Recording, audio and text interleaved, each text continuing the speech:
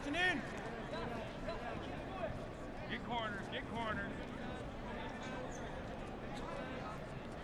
Circle, circle. Action in. Get back in.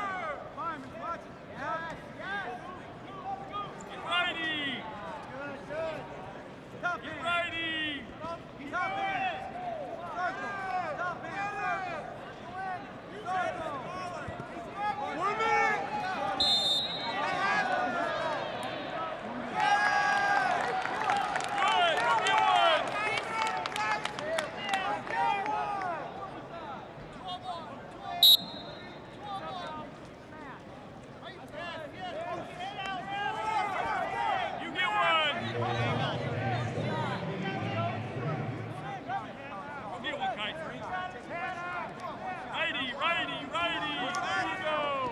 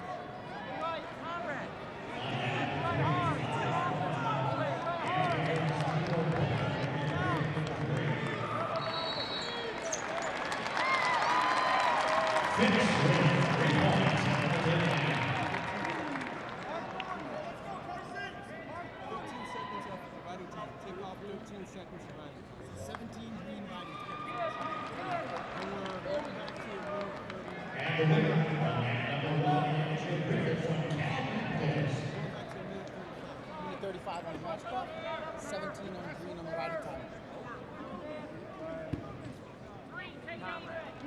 Minute 35 on the match clock, 17 on the riding time. Perfect, guys. Okay, after officials review, we have a technical violation, grabbing the headgear on green, 1 point red.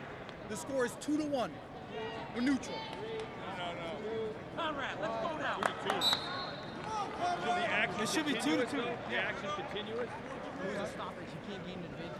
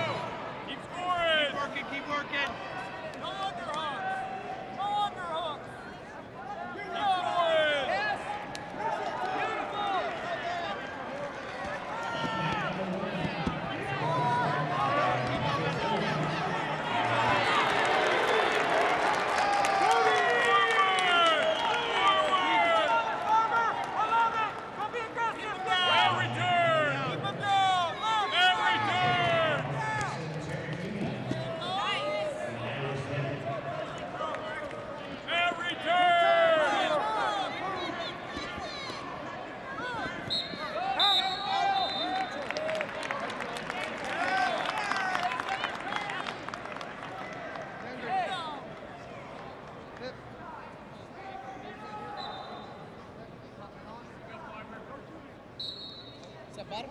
You good? Good. Set. Top cover lead. All right, good. Hands and feet. Get back to it all day long. Yep. Good job, beautiful. Good job.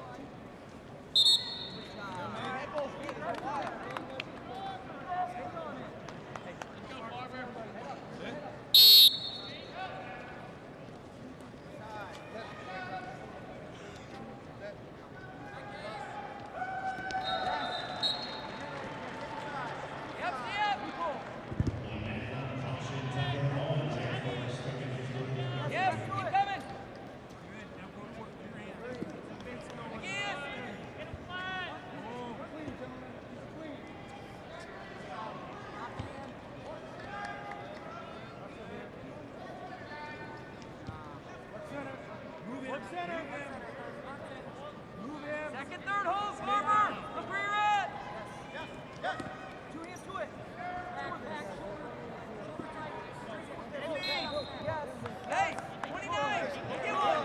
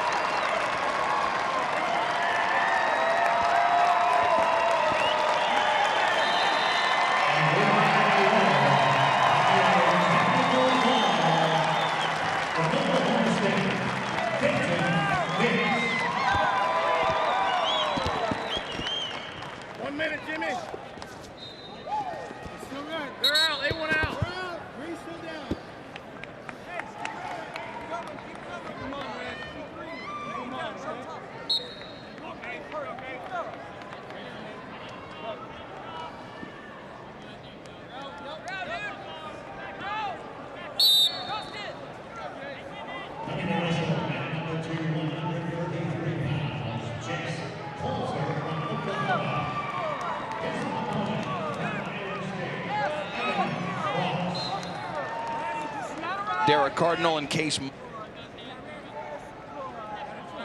16-8 out of South Dakota State, the number 4 seed. 30 seconds. And on mat number 2, we got Jace Kelzer from Oklahoma. He's versing Evan Frost, which is the 2 seed from Iowa State, and is a tough freshman.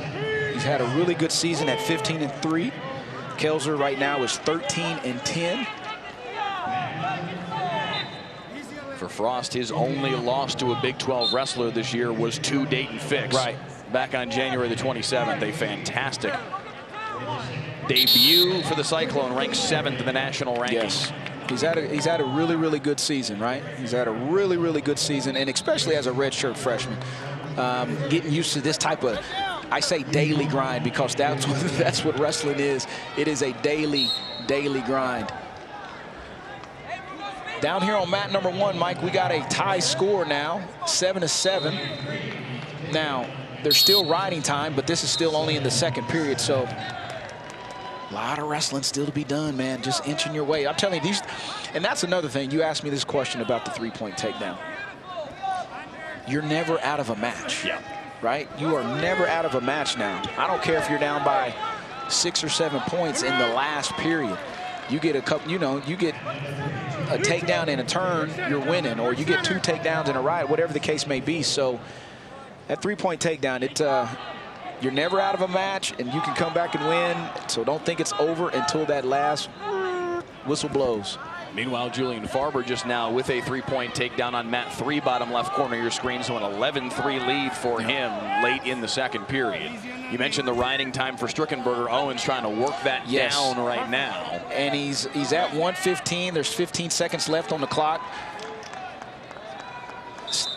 Takes him out of bounds. Good job by Owens kind of understanding where he was at with Strickenberger. Strickenberger was trying to sprawl and circle back in, but Owens did a good job of taking him out and getting a fresh start with 10 seconds left in this second period.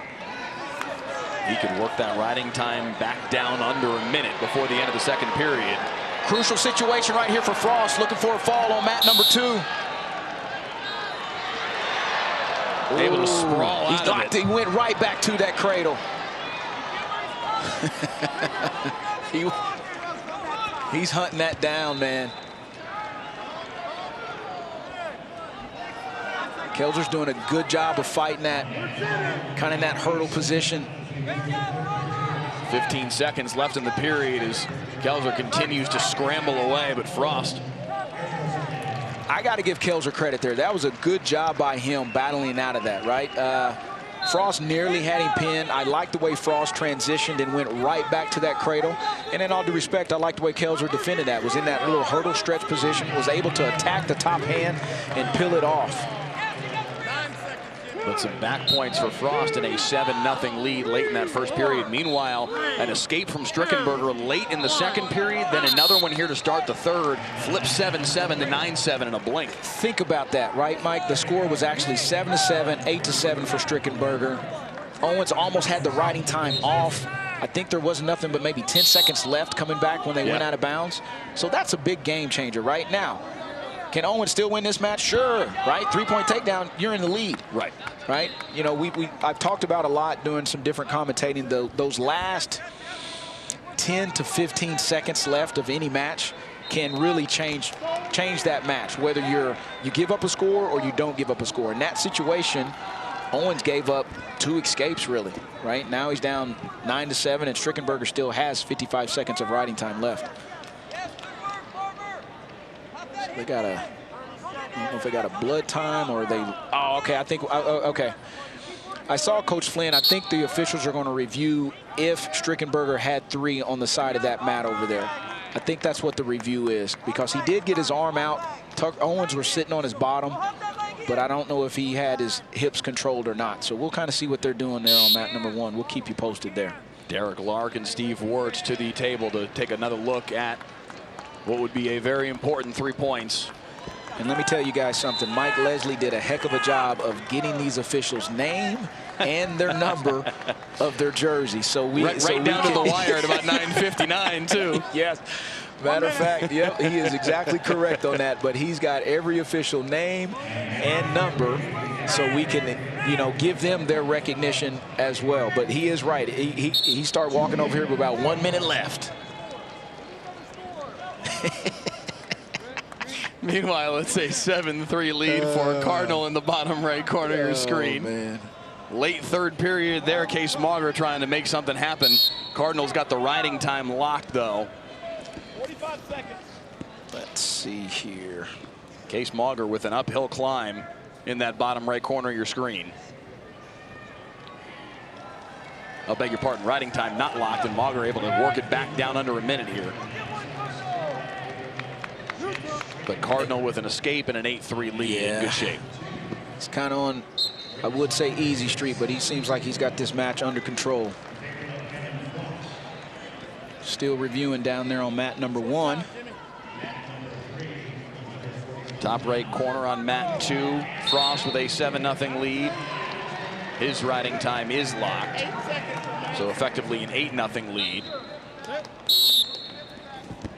They will award 3 points to Strickenberger. That's the situation. That was a good challenge by Coach Flynn. Now, I'm not for sure if he threw the brick or if the officials took that challenge themselves. Sometimes the officials will do that. If you know they got a perimeter official and you got a head official. So they'll have a conversation, and sometimes they will do the review on their own, but also sometimes that coach has to throw that brick out there. And sometimes the officials will give it back to the coach and say, hey, we're going to review that ourselves. That's on us. So an impressive stretch from Jet Strickenberger, the junior, from late in that second period through the third to take control of what was a 7-7 match. 12-8 now as Owens gets the escape, but a lot of work to be done in this final 52 seconds. You are correct. And we actually got the #1 seed right here at 141 pounds on mat 3. That is Anthony Echemiendia from Iowa State, 16-4. He is facing Garrett Kuchin from Air Force with the 7-11. Right now, 6-1 is the score. Well, just an escape right there makes it 6-2. Echemiendia is active and likes to score points in a hurry. Yep. Strickenberger with the fall down there. Man, how tides turn down there. Whew. Man.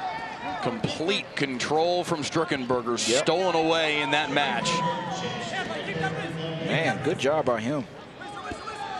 125 is done, and on to the next round for those young men. 133 pounds, top right corner on mat 2. Frost and Kelzer an 8-0 lead in the third period. Oh, body lock right here on mat 3. This is, man. Echemiendia with another takedown and a 9-2 advantage. And hunting back points. Echemiendia has a Greco background. He won Fargo a few years back in freestyle and Greco. So once he got to that body lock position, you see how he lifted. And I think it might have been his left leg. He kind of split the legs, took his opponent to his back with that bear hug. 3 takedowns, 4 near fall, 13-2 is the score right here at the end of this first period. And this is what I was talking about with not only 3-point takedown, Mike, but the 4 near fall, right? The 2, 3, or 4 near fall in this position. I mean, within a blink of an eye, you got 7 points on the board. He's only a couple points away from a tech fall, and the first period's just ended. Anthony Echemiendia, 16-4 on the year from Cuba. Wrestled in high school at Sunnyside High School, #7 in the national rankings, and in complete control after 1 period in his first round match. Extremely tough young man.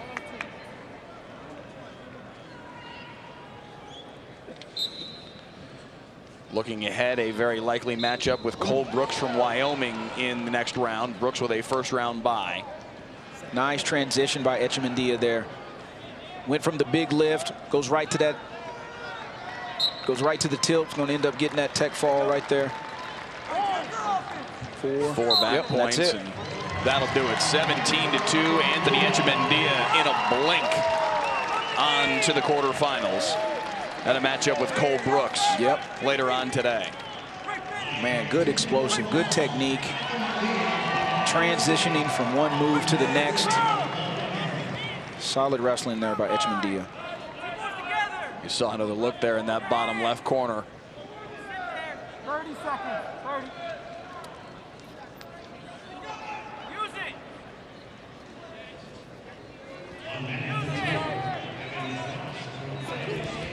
Top right corner at 133 pounds. Frost getting ready to move on to the second round, the #2 seed. And then just getting started, top left at 133 pounds. Cade Moore and Bubba Wright out of Air Force. A minute left in the first period. Over here on mat #3, we got Tegan Jamison from Oklahoma State. He is the 2 seed. His record is 18-6. He is facing Caden Smith from Oklahoma. His record is 3-5. These 2 young men wrestled in Bedlam in December. Jamison had a controlling lead, got banged up during that match, ended up gutting it out. So trying to find a way to continue to move through this tournament. And my apologies out there for any Mustang folks. I said Tucker Owens was from Tuttle. He's actually from Mustang. Okay. Shout out Mike Walkup, gave me that information. You got all this information running through your head. Sometimes it kind of gets crumbled up. Only 130 wrestlers to get to know. It's no big deal. 6-3, Titus with the lead in your bottom right corner on mat 4 as they approach a minute and a half to go in the second period. Titus has had a really good year. I remember him as a redshirt freshman, how he struggled a little bit just with, you know, talking to a lot of these coaches about the daily grind of being a wrestler, college wrestler for that matter. But now he's to the point to where he's he's ranked nationally. He's been as high as 9 in the nation. And, I mean, I tell you what, he's continued to get better throughout this season.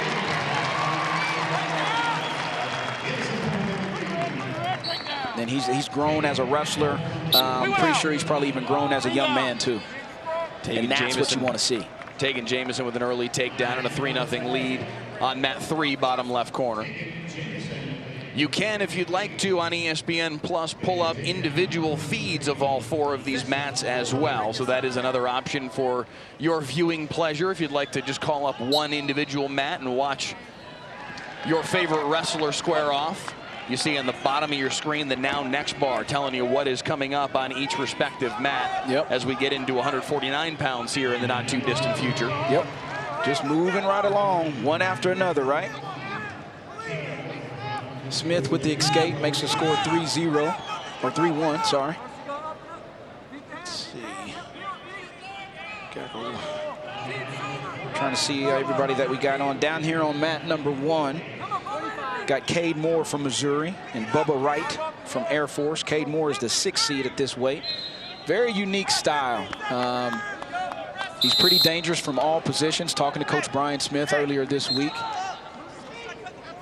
He was banged up and sick a little bit during the Oklahoma State duel, was unable to compete there, but I'm excited to watch this guy wrestle live. Hadn't had a chance to do that just yet this year.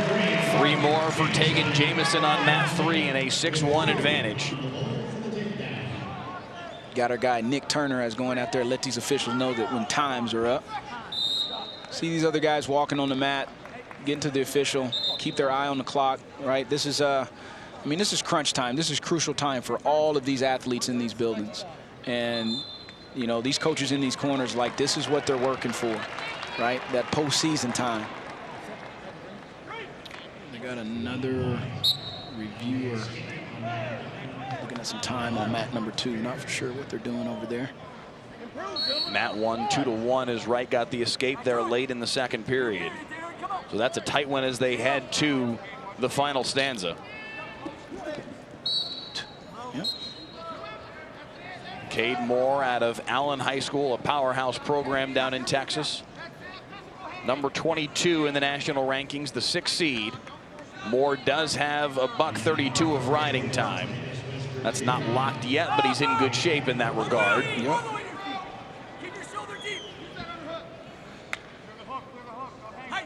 Some green. Caden Smith with the escape there. Makes that score 6-2 for Jamison. Titus down there on mat number 4 getting some swipes. Trying to get himself to a tech fall. 15-4 the advantage, under a minute left.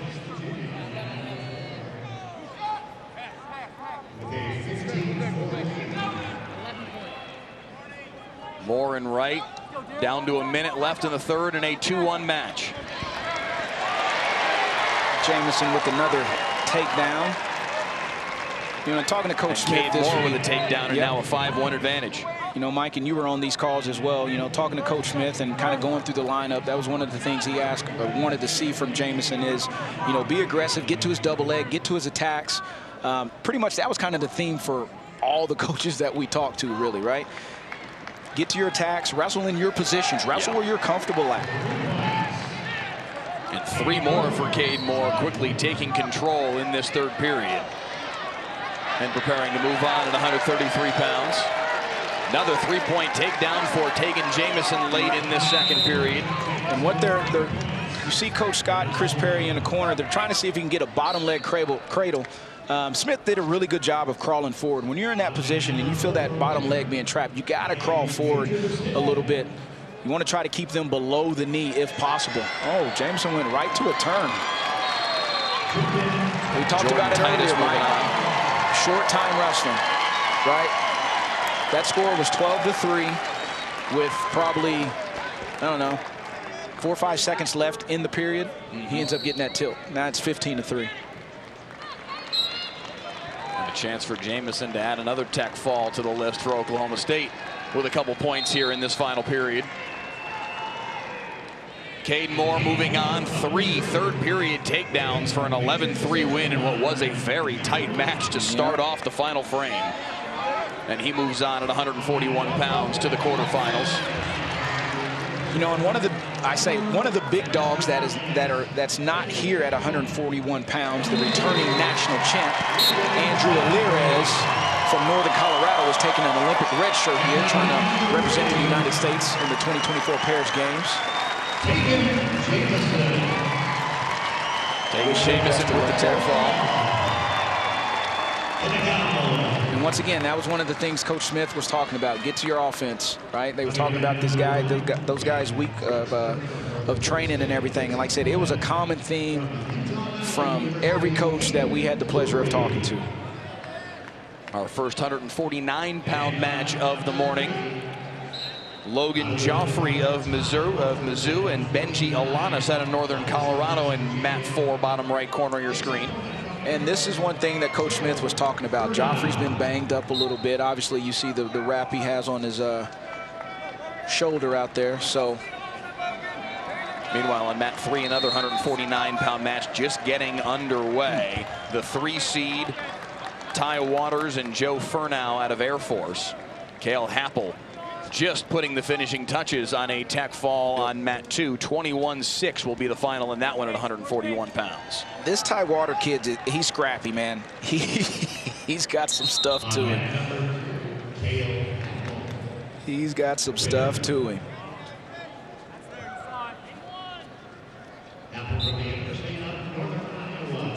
Our final 141-pound match of the morning here in this preliminary round. Drury and Drexler on the top left corner of your screen on Mat 1.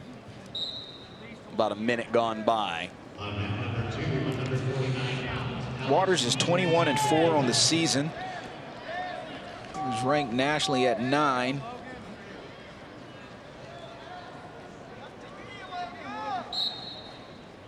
In on that singles, trying to look to get height there. Waters, a true freshman. His only losses this year came against nationally ranked wrestlers. Caleb Henson, Willie McDougald, Casey Swiderski. His only 3 losses this year. 13 of his 16 wins this year for the freshman Waters were bonus point wins, including 9 pins. A tremendous debut for the West Virginia freshman, and already a 3-0 lead, 90 seconds in the first period. Good mat return. Good mat return. Gets adjusted on that tight waist. They go out of bounds. 3-0 the score right now for Waters. The only match on our screen right now with a score. 349-pound matches on your screen. Mats 2, 3, and 4. Mat 1, that final 141-pound match.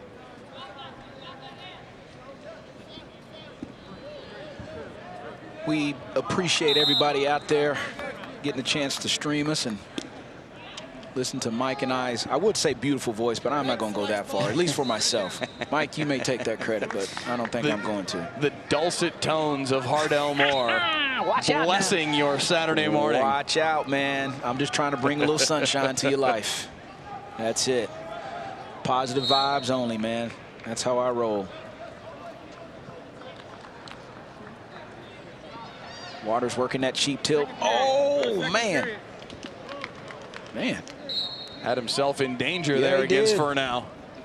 Nice standing switch. 2-point reversal from Furnow. Furnow was close to giving up swipes, end up getting 2 reversal.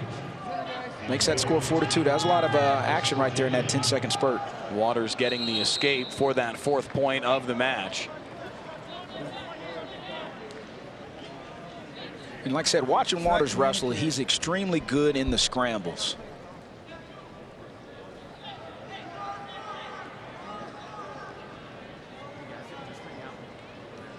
Alanis and Joffrey, bottom right corner of your screen, Mat 4 on to the second period. Yep, 0-0 in that match. Same for Drexler and Drury, our final 141-pound match of this early session. Yep.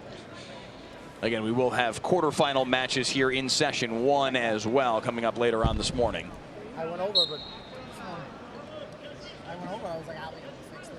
And you told me, I was like, "No." Got a stoppage down here on 4. They're looking at something.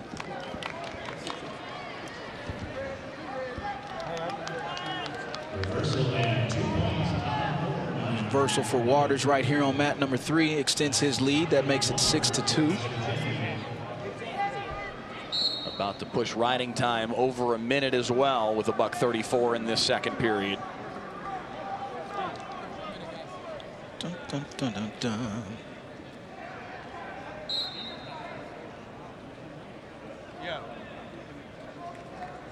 Riding time of over a minute for Drury, top left corner of your screen on mat 1. We're visual people. You know The only thing in the vicinity of points in that match. Still scoreless officially.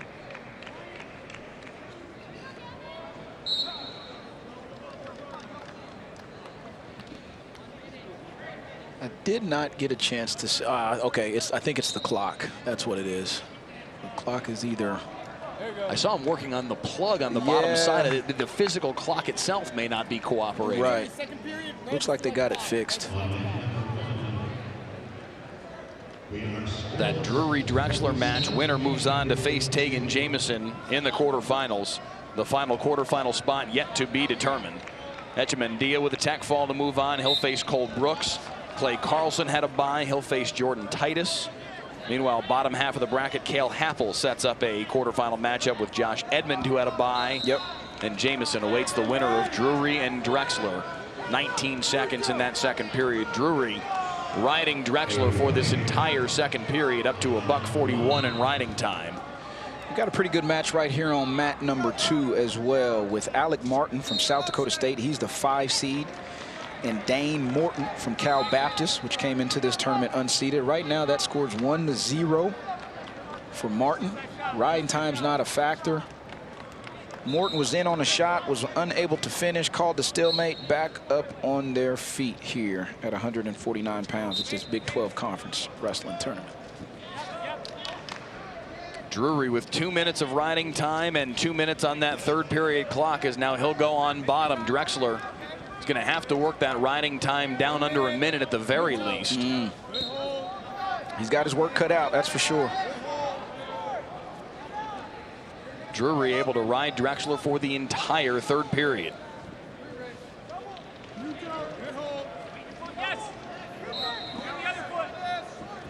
Oh. Oh, they're going to put him in. Oh, nothing. Got a scramble going on down here on 4. Alanis and Joffrey. Man, you grab my leg, let me grab yours. Final 30 seconds of this second period. You've talked about the importance of being able to score late in the period. Yep. Who can win this scramble? Joffrey's got a real good grip on that ankle. Yeah, that was some good stuff right there. He almost had him in danger there. Joffrey almost had Alanis right there in danger. Ref hit a count.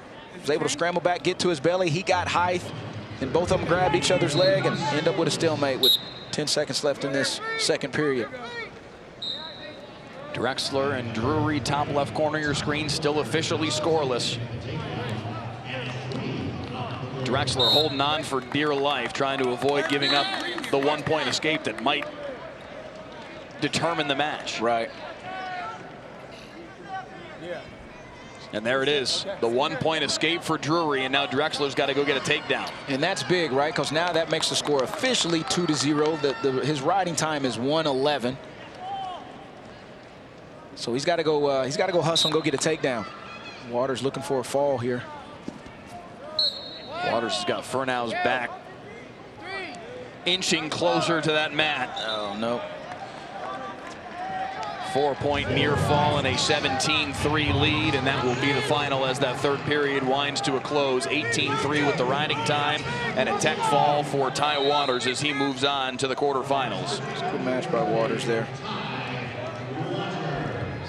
Waters, the 3 seed. He'll face the winner of Allard and Peterson coming up here shortly. 30 seconds left for Drexler to try and make something happen in that final 141-pound match of the morning. Drury, the 7 seed. That 1-point escape, all that separates the two of them. Riding time about to lock. And a 2-0 lead. Drexler needs a takedown in the final seconds here. That's our only 141-pound match going. Everything else is 49, and we got our first 157-pound match here on mat number 3. Mat return to end it. Drury will move on, taking down Drexler in a very tight match. Yes, sir. The 7 seed sets up a matchup with Tegan Jamieson in the quarterfinals. So we are fully on to 149, and in fact 157 for the first time this morning as the number 1 seed hits the mat. Vinny Zerban out of Northern Colorado, 21-0 on the year. And I will tell you something about this young man right here on this mat number 3. He is he's crafty, man. He's got a unique style, and as you watch him wrestle, you'll see what I'm talking about. Had a big win at the Scuffle, beating Daniel Cardenas from Stanford, and that really catapulted him to where he's at right now. Number 2 in the nation, number 1 seed right here at the Big 12 Conference Championships. Zerban had a fantastic finish to last year. Finished 7th here at the Big 12 Championships, but made the NCAA tournament as an at-large berth. Won the 32-33 match, the pigtail, but then won 3 straight matches in the wrestlebacks. Lost in the blood round. Really strong finish to the year, and he's just turned that into now. He hasn't lost this year. He used that as momentum, right? Yeah. He used that and is, you know, putting that into this year. And almost, if you think about it, Mike, we talked about Poulin. Poulin was in the same boat. Got beat out in the blood round. Got beat out. You know, Zerban got beat out in the blood round. So they're using that as motivation, and obviously it's showing for both of them during this season. Coach Nickerson has done a really, really good job with this University of Northern Colorado. Had him a national champ last year, like I mentioned earlier, with the Lirez. You got these 2 guys right here that are nationally ranked with Poulin and Zerban. Zerban with the 3-0 lead here, minute 26 in the first period. McDougal and Emmer at 149, top left corner of your screen. McDougal, the 2 seed out of Oklahoma.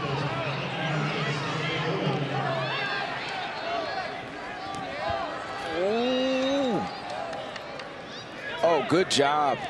Wow, that was nice there on mat number 2. Morton and Martin. Morton, that was really, really nice. He was very, very close to giving up a 3-point takedown. Kept the chest wrap. Now look where he's at, right? Kept the chest wrap. Now he's in potential position to score. Good job by Morton there. Oh! And right now, that score, as you can see on your screen, is 1-1. This is sudden victory. This is the first overtime. So, man, Martin was so close to scoring there. Whew, good stuff.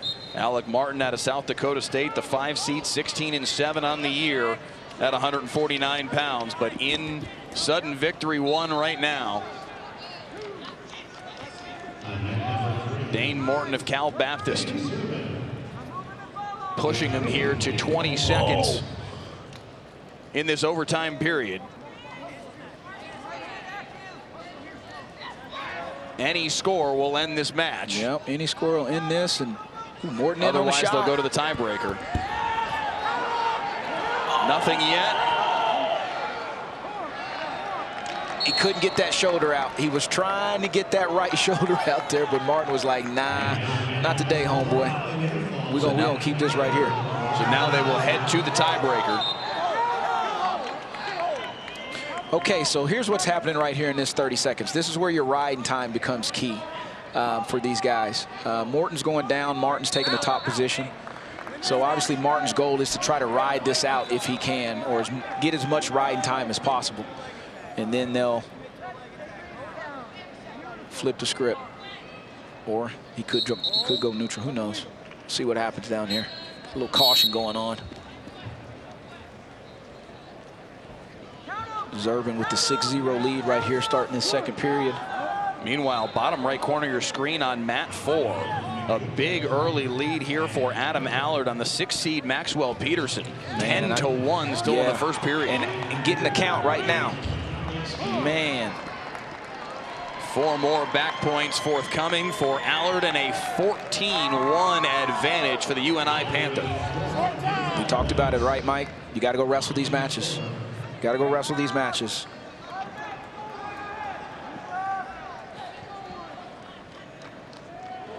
Finally ready to start tiebreaker number 1 on Mat 2. Oh, man, they've had some issues with the clock. I tell you what, if you're a coach in the corner and that other guy is gassing over there, you are up in arms about what is going on with the clock. Let's get it going, right? It's all about riding time in these tiebreakers. Martin's got 9 seconds to his advantage right now. Now we're looking right here on this mat right here, mat number 2. Obviously you see Swan up top from Wyoming. He's putting a really good ride on Zerbin, and I'll tell you why. He's got a guy by the name of Mark Branch in his corner. Oh, look! A chance for Peterson to come back and get the fall. Whoa! Flipping what was a 14-4 advantage for Allard. Peterson gets the fall on mat 4. Whoa! What about that? Man. Whew. Peterson in so much trouble. There's the replay down there. Another look at it. Gets that good double right to his back. As soon as he took him down, put the old school half in and gets the fall, losing 14-4 at that point. Or actually, it was probably less than that, 14-1, whatever the case may be. It was 14-1. He had gotten the takedown to make it 14-4. Yep. Oh, my goodness. Trailed 14-1 at its worst. Peterson comes back and gets the fall. Wow. Was in huge trouble against Adam Allard and turns it all around. Man. Meanwhile, back on mat 2. Back on. We're in the tiebreaker here, Morton and Martin. Okay. Riding time up to 17 seconds now for Martin. So Morton's got to try to keep him down here. Let's see what happens here. They're in a dogfight over there. But I was talking earlier about this match right here in front of us with Zerbin and Swan. Swan rolled Zerbin that whole period. I was talking about his coach in the corner, Mark Branch, which is one of the best top riders that have ever came along in college wrestling. So, he's got it. There's his one. There's the one. The point for a release for the escape for Martin. Martin ends up winning. And he'll win it in tiebreaker 2. Yep. He wins by 2 seconds. That's what the riding time came down to. So Alec Martin, the 5 seed, good match. Narrowly moving on. Yep, really against good Dane match. Morton out of Cal Baptist. Man, I'm still this match down here. Whoo, 14-1. Holy moly! Unbelievable. Double leg and went to the. You know, I talking about that match. Tell some of these kids that the easiest time to put somebody to their back is when you take them down. And Hobby John, if he did not do that from a double leg to just an elementary half to get the fall. Man. And it's something that we talked about with Doug Schwab, the UNI Panthers head coach, earlier this week. And he said, listen, this team title is going to come down to, can you pull an upset or two, early, especially in these early rounds. Right. Adam Allard was in position to do exactly that. Yes. And Peterson's able to flip it on him and steal those points away. Unbelievable sequence at 149. Man. McDougald and Emmer, the lone 149-pound match still to wrap up. This sport is awesome. Gabe Willichell got the first round bye as the 7 seed, so he awaits the winner of that one as that comes to an end. McDougald, an 11-0 win to move on to the quarterfinals later on this morning. So at 149, McDougald and Willichell in one quarterfinal. Peterson with the comeback against Allard, against Ty Waters. Jordan Williams, who had the first round bye, taking on Alec Martin, who gets the tiebreaker win. We'll be talking about that Peterson match throughout this tournament. And Martin and Williams ought to be a really good one too, the 4 and 5 seed in the quarterfinals at 149. Yeah, they wrestled in the duel. Williams ended up getting a fall with the cradle. Remember, Coach Hahn was talking about that during our call this week. So once again, they're going to try to reverse that if possible.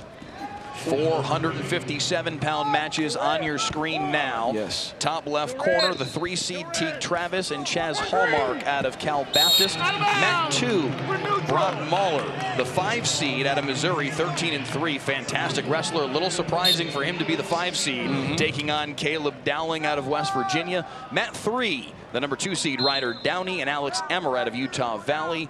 And on mat 4, it is Cody Chittum, the 4 seed, taking on Brock Gable of Air Force. So all 157-pound matches are on the mat scrapping right now. Brooks Gable and Cody Chittum in that bottom right-hand corner. Chittum with an early 3-1 lead as they just click into the second period. Yep.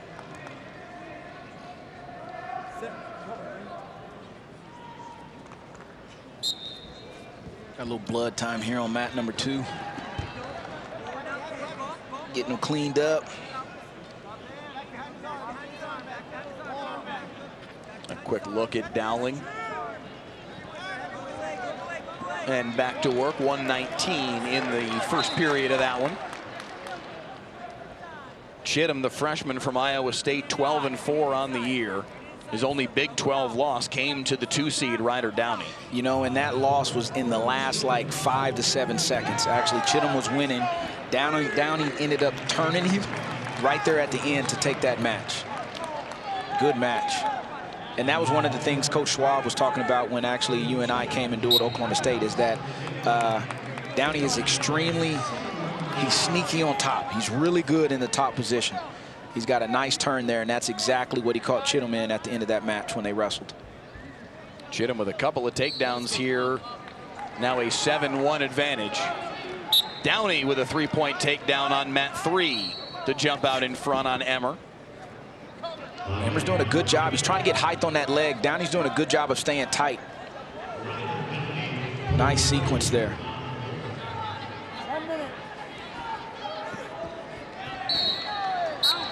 Downey working in on that wrist. This is where he's good, right here.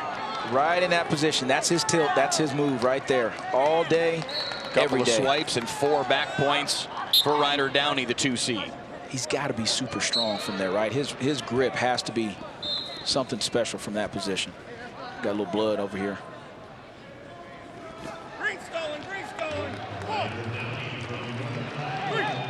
Chittum with another takedown there. And an 8-2, excuse me, 11-2 advantage on mat 4, bottom right corner of your screen. The escape for Gable. Chittum's just going to start racking them up right now. Right back to work he goes, and another takedown and a 14-3 advantage. Again, these early round bonus point wins can be so valuable in the overall team totals. Yes, they can. The current team standings you see rolling through on your screen, obviously still very, very early on here, but they will start to rack up, and the more bonus points you can tack on there. Northern Iowa, South Dakota State, the other 2, I would say, sleeper teams that could climb their way into that conversation. There's 3 pretty clear favorites. Iowa State and Oklahoma State look to be just about a dead heat for the team title, and then you've got Missouri, just a hair behind. Missouri, 12 consecutive conference championships, so they know a thing or two about getting that done. Yes, they do, and they are the defending Big 12 champions. Watch Downing again. He's going to get right back to that tilt. Man, just elevates that far leg, stays tight in there, got that knee to the ceiling. 4 more swipes. And an 11-0 lead for Ryder Downey as the opening period comes to a close. In complete control. Chittum Working Gable on mat 4, bottom right corner. And there it is, 21-14, 4 more swipes, and a tech fall for Cody Chittum. Putting the points on the board. Putting them on the board.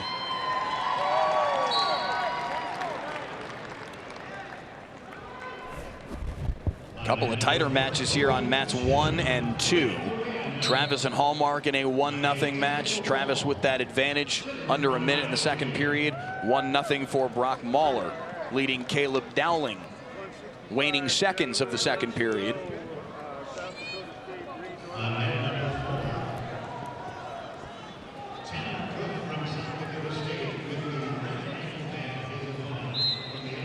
So Mahler will head to the third period with that 1-0 advantage. Perilous against Caleb Dowling. Dowling will be on bottom, looking for an escape to even this thing up. And all right, here, Mike, I'm gonna direct folks' attention down here to mat number 4, and Mr. Tanner Cook from South Dakota State and Jack Thompson from Northern Iowa. Watch Mr. Cook wrestle. He's going to want Thompson to take that leg. I mentioned this when they dueled Oklahoma State. He's extremely crafty and good in the front headlock. I call it the high flyer. Some people call it the bicycle. Some people call it the gator bacon. There's all types of names for it. But he's really dangerous. There it is right there, a little cement mixer. And I mean, now watch him just sit on his bottom. As a matter of fact, I saw a clip that he put out on social media this week. His brother, I think, became an All-American for his school and ended up winning the same way, sitting on his bottom, hit a little high flyer as well. So his brother's good in that position as well. I'm particularly partial to gator bacon. I'm a big fan of that. All right, we'll stick with gator bacon for the weekend then. That's what we'll call it. But yeah, he's tough there. He's in my notes for him, I said go big or go home, because he lives by it and he dies by it as well, right? Gator bacon. That's the name.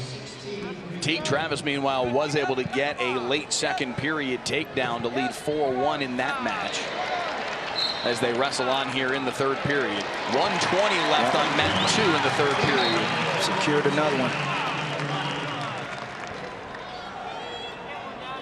Action starting to pick up just a little bit. Starting to get some bigger guys out here on these mats, man. Our first 165-pound match of the morning. Yep. Is that Thompson-Cook match in the bottom right corner of your screen. And Mahler's doing a really good job right here on mat 2. Score is 1-0. He's building up that riding time right now. Travis is in on another attack, trying to look to score. Working his way out, and there's his 3 points right. Oh, he went from almost getting 3 to not getting 3. Mahler, meanwhile, with that 1-0 lead, 30 seconds left in the period, riding time up to 1:24.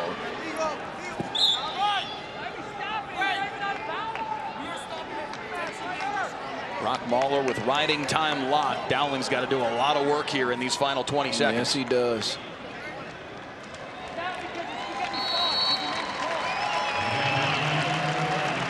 That's a solid ride by Mahler right there. He's going to get out of here with the escape for Dowling, but it matters not. The riding time for Mahler will carry the day. And Brock Mahler out of Missouri,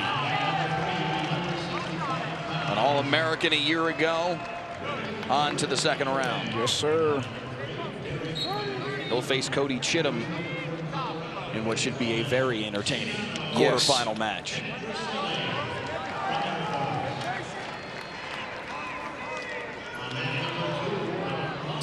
All right. Think. Ooh. Oh. Man. I don't know if anybody's watching match number 3, but I like that sequence. Sorry, ladies and gentlemen. I get out here and I get excited. When I see stuff, I ooh and ah as well. I am a fan. Hey, right? man. That's why we are all here this morning. I am a fan, and I know you folks at home can hear me, so I hope you're a fan just like I am. Real quick, I'll set the quarterfinals for you at 157 before we fully move on to 165. Zurbon and Hill. Hill had the bye. Mahler and Chittum in a quarterfinal. Travis and Cale Swenson of South Dakota State. Swenson had a bye. Landon Johnson with a bye for North Dakota State. He'll face off against Ryder Downey, the 2 seed, who moved on. So 157's quarterfinals are set. 165 on your screen now. Mats 1 through 4. Hall and Howes. Hall, the 3 seed out of West Virginia. Peyton Hall. Top right corner, Mat 2. Cooper Voorhees and Jackson Garut out of Utah Valley. Mat number 3, the 5 seed. Gianno Petruccelli of Air Force and Derek Matthews of Northern Colorado. That's the one that was just drawing to your attention. Petruccelli with an early 3-0 advantage there, just securing a takedown. Garut with an early 3-0 lead on Voorhees with a takedown. And on Mat 4, the number 7 seed, Tanner Cook in the bottom right corner of your screen with a 1-0 lead on Jack Thompson of Northern Iowa. Got a fall working on mat number 1. And let me tell you something, that is Mr. Peyton Hall, which is the 3 seed. Tough, tough, tough, tough, nationally ranked young man at 165. This 165 in the Big 12 is pretty salty, man. So here you go, Mike. We're going to do a little bit of history lesson. Cliff Fretwell, appreciate it. Talking about gator bacon. Yep. Right? So there was a young man by the name of Dylan Ness from Minnesota, and the gator bacon was his go-to. So Lee Roper and Cliff Fretwell. Roper is one of the assistants for UNI. And Fretwell does a great job running compound wrestling along with many other things. But they came up, Roper came up with that name because they couldn't figure out what Dylan Ness was doing, so they just decided to call it Gator Bacon. There you go. The 2-time All-American Hardell Moore, a 2-time champ here at the Big 12 back in 97 and 98, sitting to my right here on ESPN+. We appreciate y'all being with us this morning. Ooh, watch your mouth. You trying to say I'm old, Session. Better watch out. Better watch out. 2007, 2008 Big 12 champion Hardell Moore. Better watch out, man. Them fighting work. No, I'm joking. I'm joking. I'm joking. Tell you what, there's some guys that we'll see over the course of this weekend that are 25, 26 years old, that are in year college. 6, year 7 of college. They are, well, between the COVID years and the Olympic red shirts. And yes. You know, and then you have some that there's some elder statesmen. Yeah, when you have some that have came back to wrestle for different programs, and obviously your body takes a beating. You know, obviously trying to maintain your weight and your conditioning and your grades, and you know, so a lot of these guys that are kind of a little bit longer in the tooth, their training's probably a little bit different, right? This isn't their first time wrestling in this tournament or these type of environments, so you have to, right? You gotta use those guys a little bit differently, right? You know, they don't need to be blowing and going all day, every day, right? They're going to need some rest, recoup, and that type of stuff. Because, listen, I'm not 14, 15, 16 anymore, as you well stated. But, yeah, so.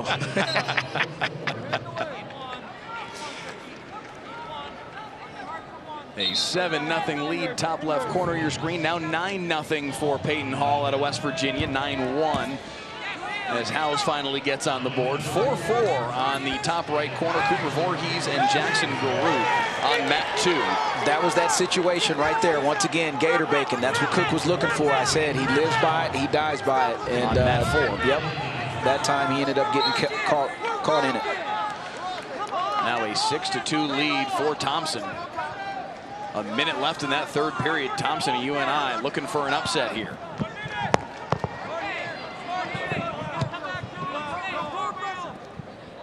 And obviously with somebody like Lee Roper in the corner, you know, Thompson's aware of this, right? He knows what to look out for. He knows how to defend it and stay smart. You know, no need to get greedy and get a little bit of lackadaisical and end up getting, you know, turned to your back. Because I promise you, once he gets that, it's super duper tight and you're not getting out till the ref slaps the mat. Thompson, a little bit of a wild card in this tournament, replacing R.J. Weston in the field for UNI. Just 4-4 on the year, but here 30 seconds away from an upset win over the 7 seed, Tanner Cook. And you got to think about it. Allard was just in this position not too long ago on the same mat. Yeah. Right? On the exact same mat. Obviously, score was a little bit different. Goodness gracious. It's, it's going to be fun to watch at these conference tournaments. It's going to be fun to watch at NCAAs in a couple of weeks because all these young men can scrap. God almighty. Carr with a takedown. Just 20 seconds into the match, cuts De La Pena and goes hunting for another. Everybody, of course, looking forward to the likely, anyway, scenario that we see Carr and Keegan O'Toole go head-to-head once again. Wrestled for the Big 12 championship a year ago. Carr got him here at the Big 12s. Keegan O'Toole, though, got revenge at the NCAA championship just a couple weeks later. As we do welcome you here Matt side at the BOK Center. Mike Leslie, Hardell Moore here with you. About midway through the opening round, the preliminary round, as we make our way into the 165-pound weight class. What do you like about what you've seen so far? Man, just the energy, right? The action. And, you know, we've had a couple of upsets. Could have had one more over there, but very close. Young man came back and found a way to win that match. And just getting a chance to watch these young men compete and try to maintain their goals if they can. And that's just the beautiful part about it. It's so hard. Wrestling is so hard, but it's so beautiful at the same time, right? It's I'm obviously biased because I think it's the greatest sport around, and it teaches you so many valuable life lessons on the mat, almost more importantly, off of the mat. No doubt. Mat 2, a good place to put your attention right now. Top right corner of the screen. Cooper Voorhees with an 8-6 lead with $1:10 left in this third period. Jackson Garuda, Utah Valley, trying to make something happen here in the first round at 165 pounds. Good stuff. Meanwhile, David Carr already with 3 takedowns in this opening period, and 9-2 advantage on Mateo De La Pena out of Cal Baptist.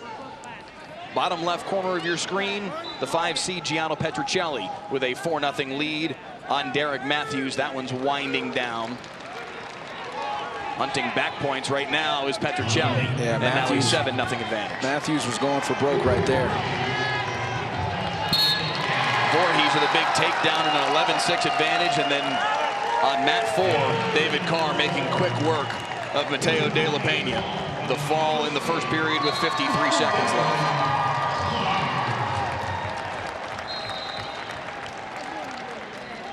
Voorhees with a third period takedown, 11-7 now the advantage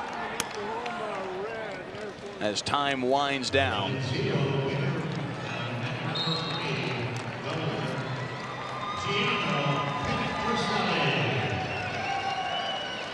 Voorhees with the victory over there. Wyoming Cowboy moves on. Number 8 seed with his 11th victory of the year. 65 first round is done. Keegan O'Toole, the number 1 seed, a first round bye. He'll face Cooper Voorhees in the quarterfinals. Gianno Petruccelli of Air Force. He'll face Isaac Olenek out of Oklahoma State in the quarterfinals. Peyton Hall and Cale Carlson and Jack Thompson with the upset win over Tanner Cook will face David Carr. That's your 165-pound quarterfinals. 174 now underway. Peyton Mako in early trouble here against Achardi, down 5-1 on mat 1. Top left corner of your screen. He's up 5-1. They must have the score flipped. 8-1. He's up 5-1. Yeah, looking at that score, he just scored again, so he's up 8-1. Okay. Like I said, there's a lot of things going on that me and Mike are trying to keep up with. Good catch. And sometimes sometimes things may be flipped, but we'll do our best to try to keep you guys updated. We got a lot of people helping us out, so we want to make sure we give those guys, good lift, give those guys kudos as well, because it makes me and Mike look smart. How about that? Can we take that? It'd be a much bigger story if Achardi was up 8-1 on Peyton Mako. You know, I got a degree, I think. Yeah, I got one.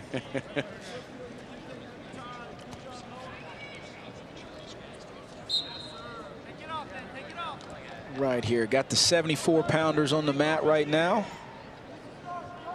They got something going on one.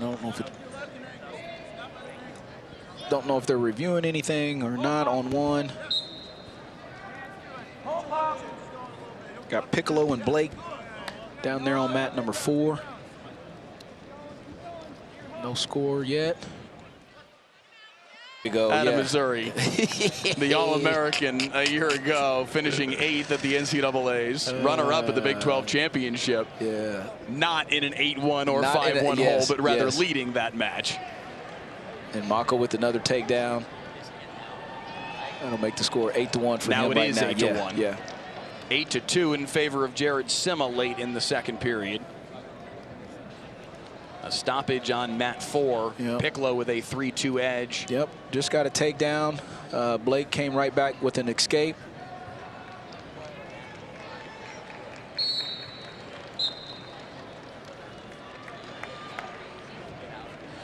All right, going into mat 1 right now. Here's the official score right now on mat number 1. It's 8-2 for Mako. He has 57 seconds of riding time. There's about 20 seconds left in this second. I think, well, no, they still have first period up there. Yes, still first period. Okay, man, it's gonna be a long match down there. So we will keep you up to date on the score down there as Mako is in control. 8-2 in that one. Conley leading 9-2 on mat 2. And has a minute 7 of riding time as they get ready to start the third period. Jared Sima starting to rack them up. An 11-2 lead on mat 3. And a tight one there on mat 4. Piccolo and Blake 3-2 under a minute in the second period. Sima's done a really good job right here on this mat number 3 in the top positions. Been able to get some turns on top. Kind of expand that lead a little bit right there in that situation. Right there is where he caught him the last couple of times. Yep, there's 2 swipes. Got a 3 count there. 3 more points for Jared Sima and a 14-2 advantage. Underway in the second period on mat 1, still 8-2 in favor of Peyton Mako. Make it now 8-3 as he gives the escape. Yep.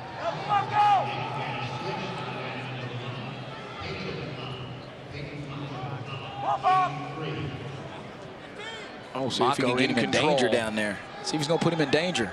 Oh, almost. Almost had a danger call and swipes. And now 11-3 in favor of Peyton Mako.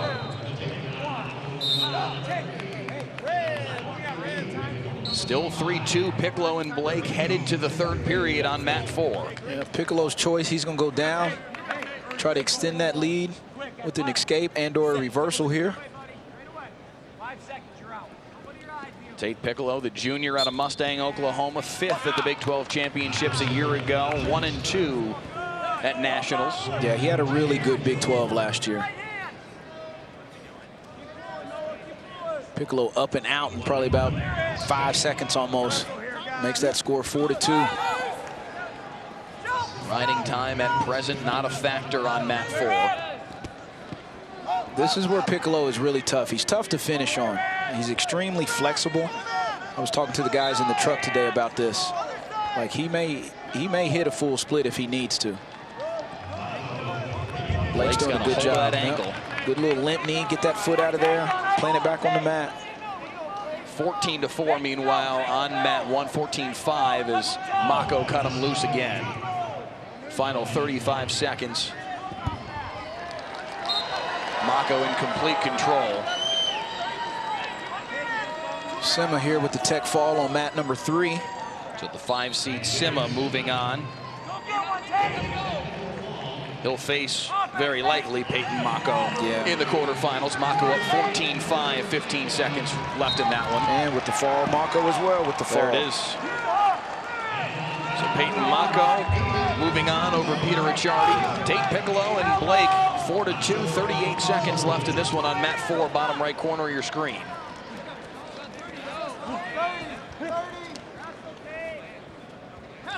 Getting through some of these 174-pounders.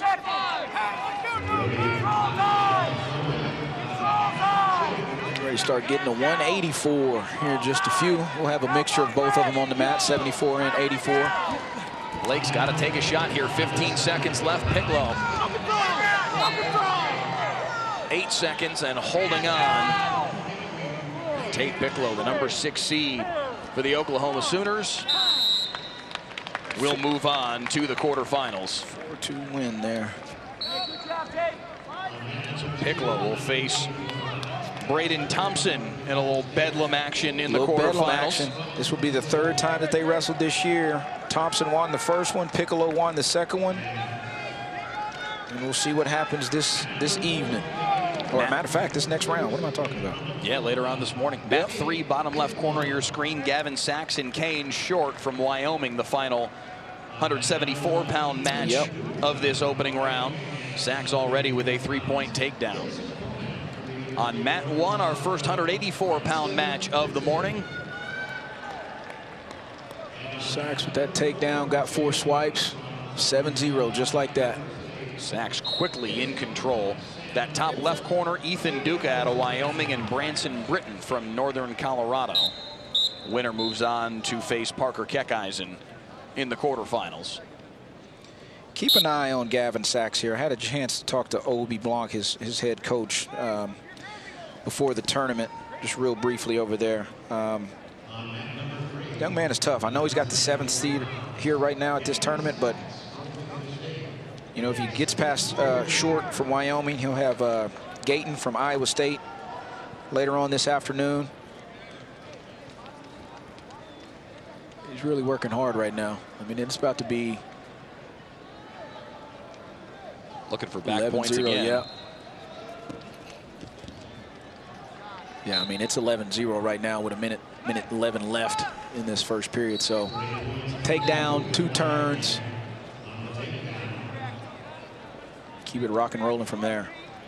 Top right corner on mat 2, Colton Hawks, the 4 seed out of Mizzou, and Adam Cherney from North Dakota State. About 90 seconds into that one. And on mat 4, the number 6 seed, Sam Wolf from Air Force and Jacob Armstrong from Utah Valley in that bottom right corner. So 1, 2, and 4 are 184-pound matches. 5 NCAA pre-allocations for 184 this year for the Big 12. There it is again. Look at that. Right to that cradle. Man, that's good top wrestling right there. Gavin Sachs cruising here in this first period, and there is 4 more points on the near fall and a 15-0 tech fall for Gavin Sachs. 1 takedown, everything else was a turn, all in the first period. That's what I was talking about earlier, how fast these matches can go, right? If you got somebody that knows what they're really doing on top, get a chance to put those points on the board, and every time he got swipes, they were all 4. Just heard from one of the officials. That was quick. Yeah. So quarterfinals at 174. Cade DeVos rather, and Brody Conley. Jared Sima and Peyton Mako in the other quarterfinal on that side of the bracket. Braden Thompson and Tate Piccolo in a little bedlam action. And then Gavin Sachs and MJ Guyton out of Iowa State in the other quarterfinal. Now fully on to 184. 184 and a little bit of mixture of 197 right here as well on mat 3 with the man Tanner Sloan from South Dakota State University. Record is 18-1. He's the number 1 seed in this bracket, and is just he was the runner-up last year at 197 pounds, going into his last Big 12 tournament, and is just a solid dude, man. He will grind a match out. He's tough on top. Talking to his coaches, he's got one of those super good grips. Really strong kid. Solid basic fundamentals too. Sloan and Rocky Elam, a similar story to Keegan O'Toole and David Carr. Elam got Sloan in the Big 12 championship in the finals, but then Sloan got revenge on Elam in the national semifinals. Yep. It's wrestling, man. Like I said, that's why you got to treat every match as different. Every match is different. Don't just think because you beat me once, twice, 3 times 10 that you're going to beat me 11. I may get 1 in. I may be 1 in 11 against you, but I'm gonna get it done. Tanner Sloan, the runner-up at the Big 12s, the runner-up and at the NCAA tournament.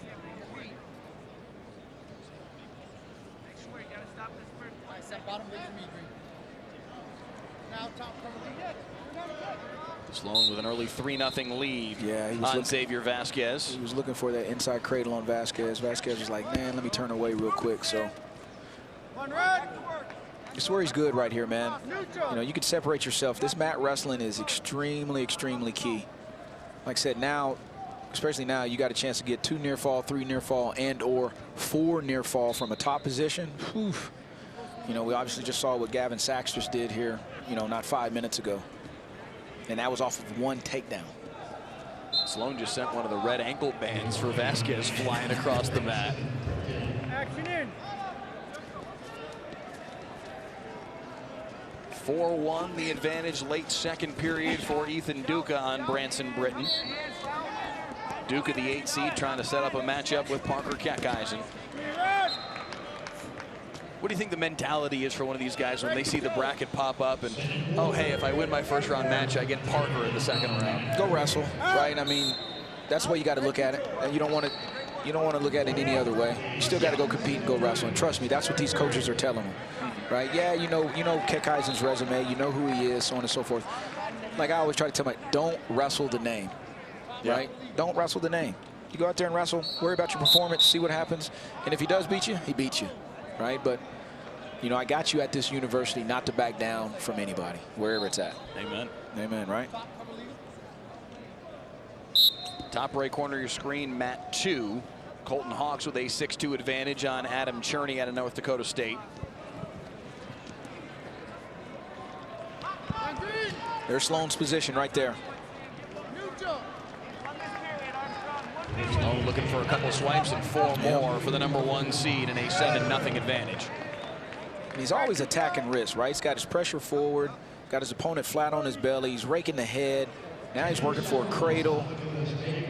Short time here in this first period.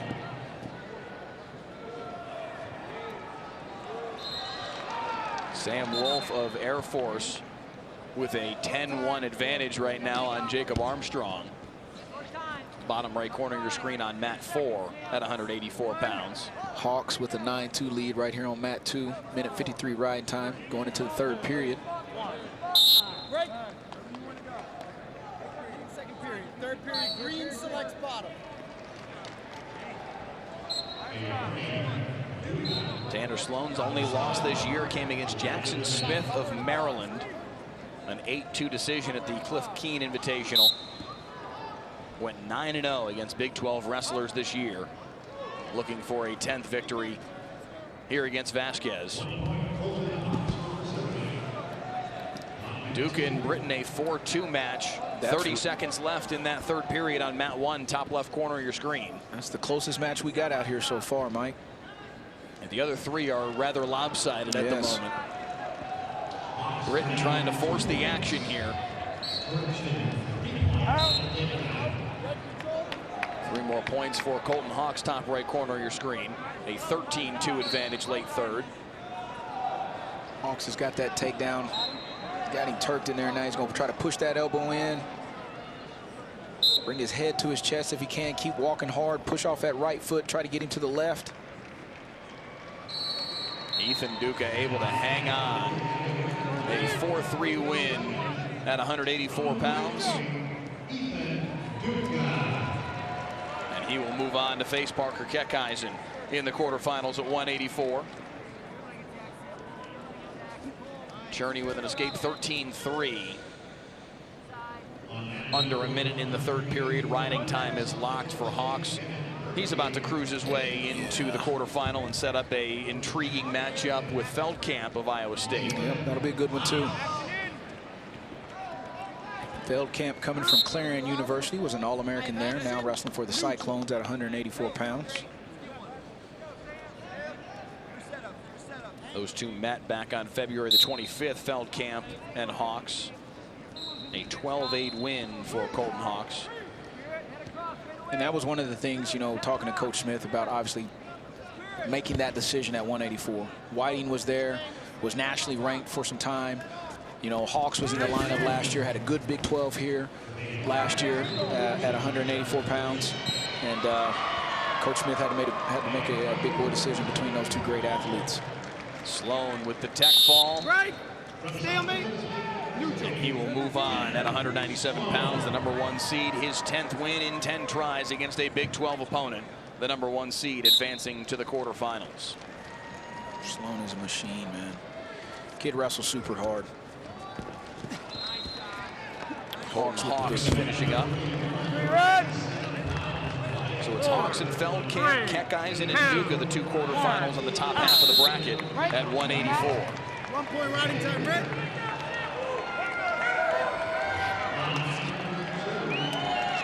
We got Bennett Berge down there on mat number 1. He's facing Nathan Haas from California Baptist. Berge's from South Dakota State. 15-3 for Berge, 12-9 for Haas. A reminder, if you're a big fan of Bennett Berge or Nathan Haas, you can call up that Mat 1 feed and isolate it on ESPN+. You can do that with any of these 4 Mat feeds.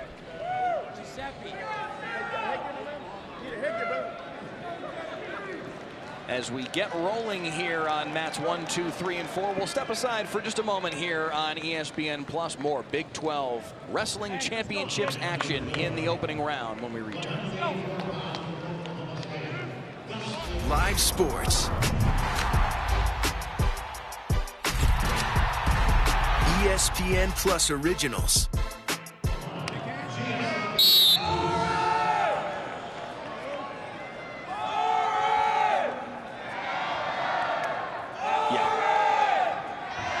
Okay. Gotcha. Okay. Sounds good. Sounds good. Thanks. Real quick, I keep on live now on ESPN Plus. Already Wyatt Volker in firm control on mat 3, bottom left corner of your screen. Looking for a top ball late first inning, third on mat 4.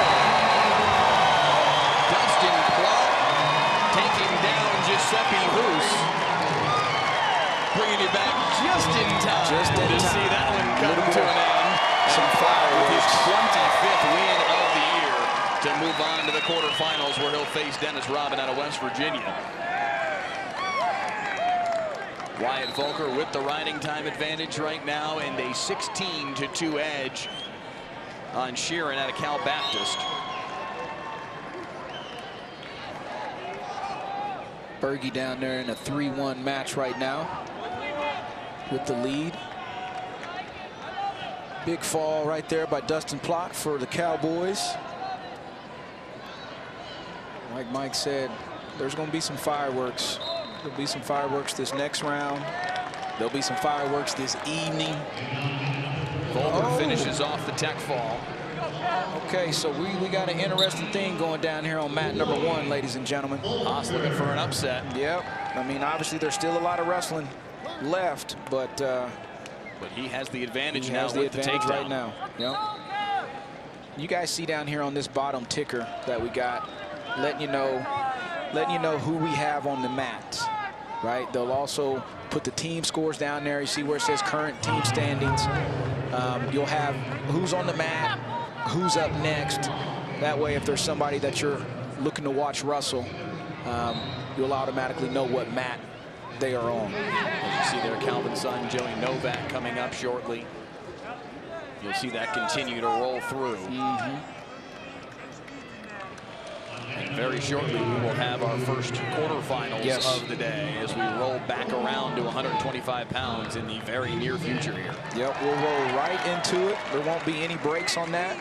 Like I said, we may have a chance to where you got a 25-pounder wrestling and the heavyweights finishing up. You know, and actually speaking of that, you got got 2 heavyweight bouts on the mats right now.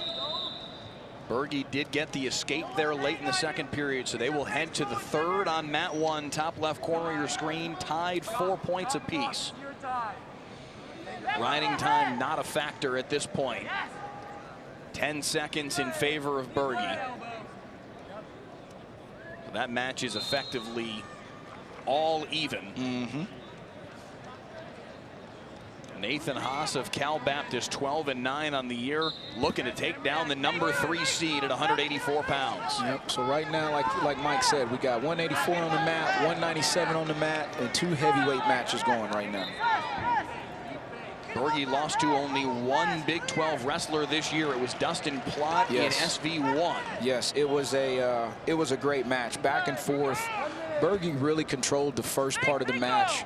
Plott was able to secure a takedown late to take it into overtime, and then ended up getting the takedown in overtime to secure the victory.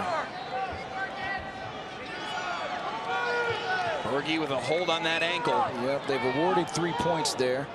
That was a nice re-attack by Berge there. Yeah, they're going to challenge advantage that. for Bennett Berge, but a brick out on the mat. And a challenge forthcoming here from Nathan Haas and his Cal Baptist coaching staff. Yeah, Coach Derek Moore did a good job with that challenge, so they're going to have to go back and review that, obviously, and we'll see what happens with that call. So review of the takedown on mat 1 for Bennett Berge that would make a significant impact with a $1:12 left in that third period. Yep. Meanwhile, an early takedown here on mat 2. Top right corner of your screen, Austin Cooley and Julian Broderson at 197 pounds. And Broderson, the unseeded wrestler out of Iowa State, with an early 4-1 advantage. Look here on mat 1, top left corner, the replay. So this is what they're challenging. This is what Cal Baptist is challenging, right?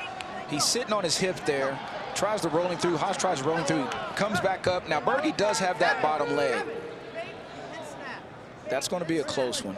I like the challenge, so kind of see what happens there. Now, he eventually ended up scoring his 2 points, but I understand why Coach Moore from Cal Baptist doing that challenge big.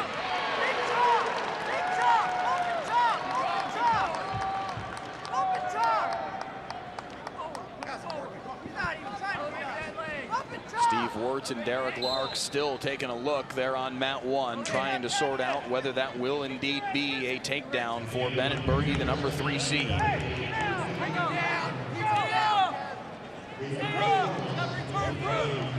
Mat 2, Broderson a couple seconds away here with the riding time advantage as well, and he's going to be able to hang on Julian Broderson with the win against Austin Cooley, and Iowa State's got themselves a first-round upset as Broderson moves on to the quarterfinals where he'll face Tanner Sloan. Broderson was never in any trouble there, right? Controlled that whole match over Cooley. Ends up getting a big win for the Cyclones, putting more points on the board on the team score. Yep, they kept it. Mat 1 confirms the 3 points for Berge and an 8-4 advantage with a minute 12 left. So now Nathan Haas with a lot of work to do. And I think what solidified that call was when Berge sat him on his hip along with keeping his ankle, right? Or sat him on his hip, on his butt, along with keeping an ankle. And granted, it wasn't that long, but I think that's what solidified that call for the officials. That is the final 184-pound match to sort out. Quarterfinal set. Other than that, Keck Eisen and Duca, Feldkamp and Hawks from Missouri. Berge a minute and 5 seconds away from setting up a matchup with Sam Wolf. And then it's Dennis Robin and Dustin Plott in the other quarterfinal. 197 already cruising along, only 2 spots left to sort out there. Novak and Sun, top right corner of your screen in the first period. And we've got, as you mentioned, a couple of heavyweight matches out there as well. Serber and Newberry, the final 197 match coming up shortly on mat 1 once Haas and Berge wrap up. Haas able to score one more, 8-6. 52 seconds left, so still a 1 takedown match here if Nathan Haas can make something happen and pull the upset. Yep. I mean, he's in there, right? He is battling. He is battling. He's going to cut Berge. 9-6 and go to work with 45 seconds left. Once again, like I said, we talked about this earlier with that new rule with the 3-point takedown. I mean, takedown right out, take it in overtime. Riding time not a factor, only 16 seconds in favor of Berge. Yep. So a takedown for Haas could tie this thing up. Good attack by Berge there.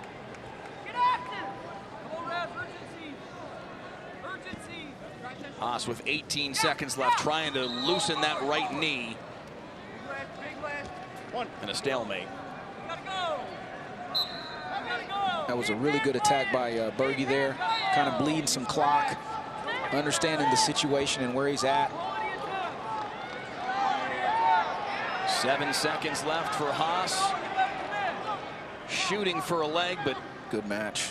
Can't make anything happen, and Bennett Berge is going to hang on and move on to the quarterfinals. The final spot set at 184. Bennett Berge will face Sam Wolf.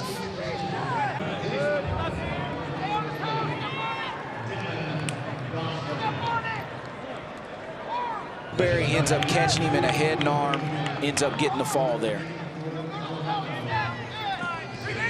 Or the gator bacon, right? We talked about the gator bacon earlier, right? And that's what Serber tried to go for. And Newberry ends up catching him in that head and arm, and ends up getting the fall in the first period for North Dakota State.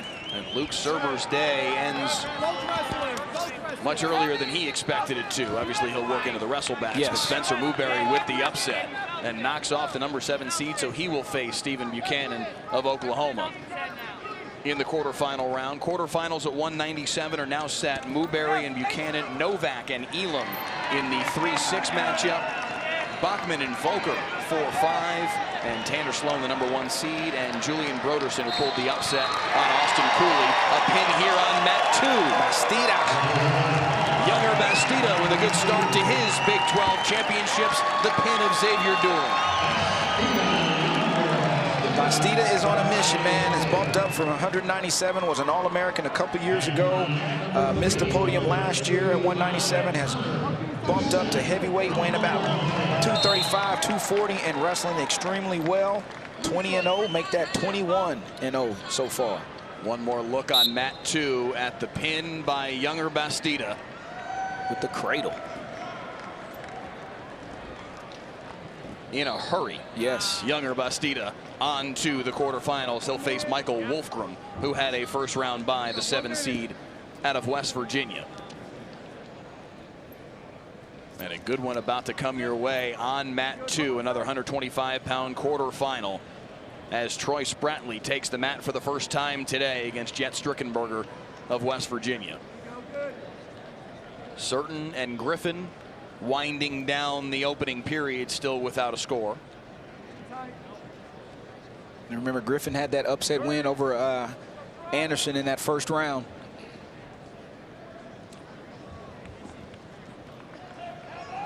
Certain looking for a little hip toss action there. Top left corner of your screen, the 3 seed Zach Elam, 21-1 on the year, taking on Devin Dawson from North Dakota State.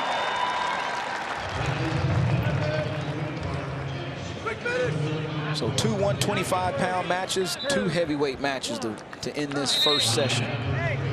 Our first wrestling round here at the Big 12 Championships 2024.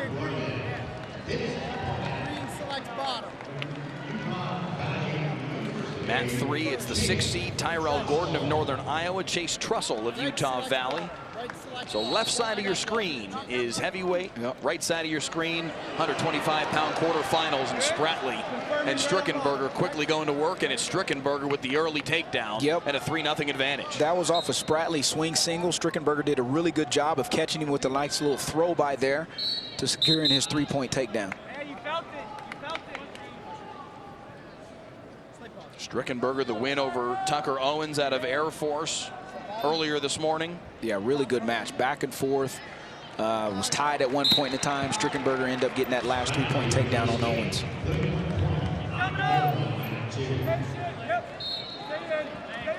Spratley and Strickenberger working their way outside the circle. Spratley did get the escape, a 3-1 advantage for Strickenberger. Griffin with a 1-0 lead on Certain. Griffin already pulled one upset this morning. Yep. Looking for another midway through, or still early on, I should say, in this second period. Like I said, he's pulled some this year, right? He's had some big upset wins this year, well, just big wins. Strickenberger in early again on Spratley. Looking to score here. Of that left leg.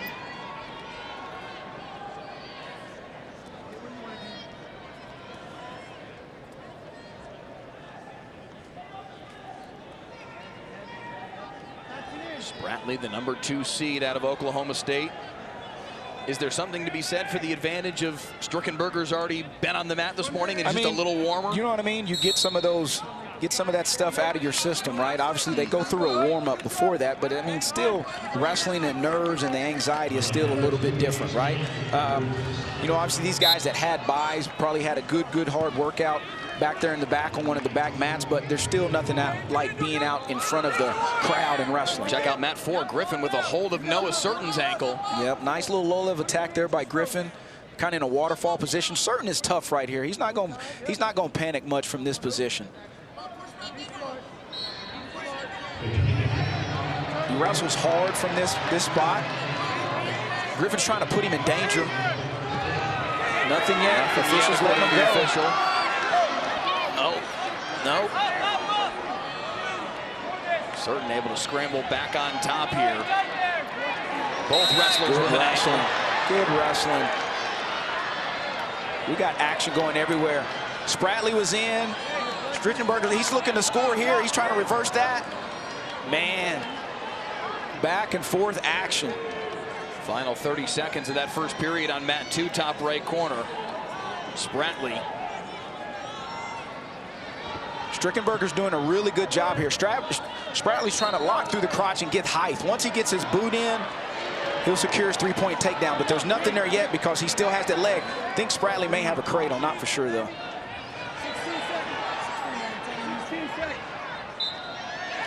Good scramble on Very mat good 2. scramble. What an opening period between the 2 and 7 seeds, and a three-point takedown right at the end of the period is going to give Spratley a 4-3 advantage. I think they're going to look at this. Yep, the officials are going to look at this. Once again, good call by the officials to say, hey, let's go look at this. It was a close situation, so we'll see what they come up with here on this on mat 2 at 125 pounds. And right now, down here on mat number 4, Griffin with the 1-0 lead going into the third period on Certain. And Griffin did a really good job on bottom there because Certain is extremely tough on top. So this was a long scramble from this position. Mat 2, top right corner. Yep, kind of go cradle. Spratley gets his hips up. Strickenberger's pushing back into him. They go back and forth. Now this is where it's coming up to where the officials are going to review. Meanwhile, on mat 4, Griffin with a hold and no is Certain. No swipes yet. No swipes in that position. A brick is out. Coach Derek Moore threw the brick again from that position. This is a big, big, big call right here. And a stoppage with 1:29 as they were out of mounds. The brick is out for Cal Baptist. Already an upset this morning by Eli Griffin, and looking for another on the number 1 seed, Noah Certain. And they did award the 3 points for Spratley here on mat 2, so they're going into the second period with the score 4-3 for Spratley. Down here on mat 4, like Mike and I were just talking about, Griffin had what we call a side-by-side and or a Merkle position and was rolling Certain through, but the official, obviously he did not break plane to start counting swipes, so we'll kind of see what happens here. So either the score is going to be, you know, 4-5-0 or 1-0. Don't know just yet. We'll have to figure it out. Huge difference in terms of what the strategy would be for Noah Certain with 89 seconds to work with. And in the third period, right? So now that clock becomes your enemy right now. You know what I mean? So this is a big sequence right here. Certain wrestling with that brace around his neck. And what I was mentioning about earlier before we got to the Spratley and Strickenberger position over here is Noah Certain is tough on top. For Griffin to get that escape was really, really crucial there. More scramble here on mat 2. Evened up 4 apiece. No near fall awarded down here on mat number 4. So it stays 1-0 in favor of Eli Griffin of Cal Baptist, but he is on top and looking to ride out Noah Certain, the number 1 seed at 125. And ride time is going in Griffin's advantage right now. He just went over the 30-second mark. There's a minute 15 left here in this third period. Looking for a mat return. Good mat return by Griffin. Oh, this is where Certain likes to be, though. Certain likes these positions. Certain looking for a reversal, and he's got it. That's the positions he likes. Noah Certain with the reversal with under a minute in the third. Mat 4, bottom right corner of your screen, and the number 1 seed out of Missouri. They're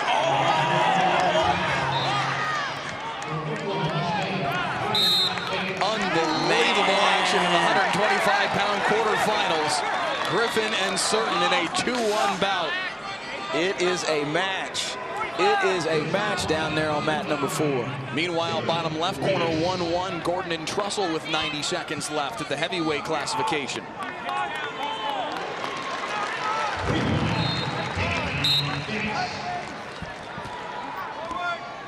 Spratley and Strickenberger, 4-4 heading to the third period. Griffin back up, 35 seconds left here. Riding time will not be a factor on mat 4. Certain's got to return him, though. He's got to return him. Stall call. The turnaround by Griffin.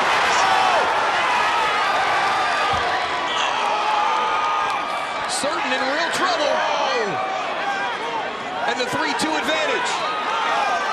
So, 2-1 in the reversal was Certain. 6 seconds in the period. escape. 4-4. Is it the 4? escape from Griffin? It's going to be 4-4, and they'll go to overtime. No running time effective. What a match on mat 4. Oh, my goodness. Wow. Noah Certain and Eli Griffin heading to sudden victory. 2 minutes on the clock on mat 4. Mat 4 is going off right now. Spratley 5-4 on Strickenberger on mat 2. Minute left in the third period there. Here, we were in this position earlier. Who's going to win this scramble? This is key. Who wins this scramble? Certain and Griffin, bottom right corner. First one to score wins. Danger. Quarterfinals at 125. Danger. Oh, man.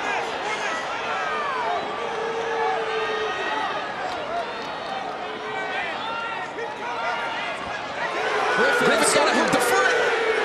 He's got to hook the foot and get his knee to Certain's chest. So look at that. Nothing yet. Certain. 2 for Noah Certain in the win. The 3-point takedown for the #1 seed, and in sudden victory, Noah Certain moves on to the semifinals. What a battle. Wow. Another look on mat 2, excuse me, on mat 4 at the end of regulation between Certain and Griffin. Fix with a fall. Here's this scramble here. Griffin spins into him, gets a reversal. Certain comes back up. He ends up getting a reversal. Here, I'm a little ahead of you guys. Right here. Here's his reversal. Then Griffin escapes with about 10 seconds left to tie it up 4-4. And then they go into overtime. Man. Spratley with a late takedown on mat 2. He moves on at 125, taking down Strickenberger 8-4. Man, but what a battle on mat 4. And Noah Certain, the #1 seed, survives. 4th of July is today.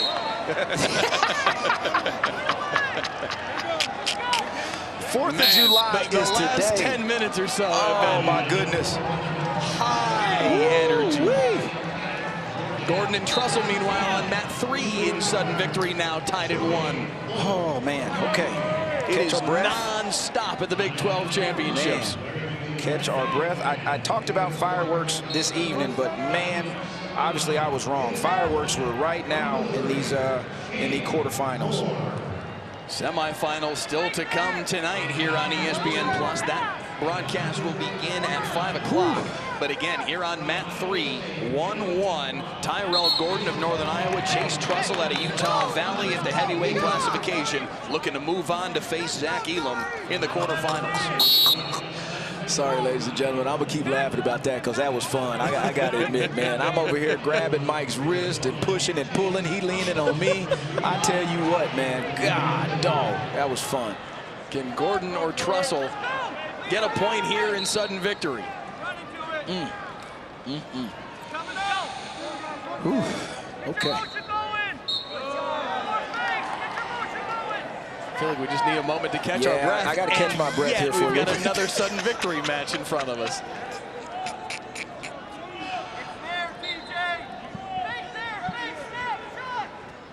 21 seconds left in sudden victory period #1, Gordon and Trussell. Mat 1, a 133-pound quarterfinal, Serrano and Moore. Mat 2, top right corner, Frost and Leak, another 133-pound quarterfinal. And Jory Volk and Tanner Jordan, the final 125-pound quarterfinal on mat 4, bottom right corner. Boy, these heavyweights been out here for a bit, man.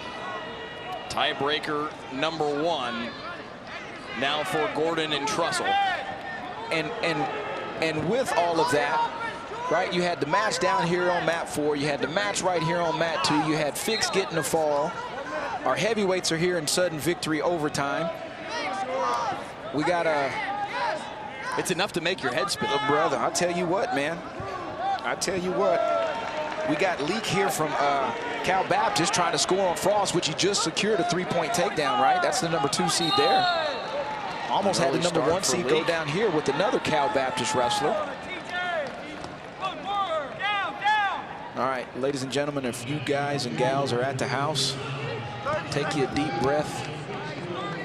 Go get you a bottle of water, popcorn, whatever you're eating. What time is it? It's lunchtime. Just afternoon. It's lunchtime, right? It's lunchtime. So get you a little sandwich. Throw some cheese on there and keep tuning in. Right here on ESPN Plus. We're watching the Big 12 wrestling. So once again, we talked about that ticker on bottom. You see where they're talking about who's next and on what mat. So like Mike mentioned earlier, any of you folks out there that want to go particularly just focus in on your favorite wrestler, you're more than welcome. But make sure you come back and listen to us.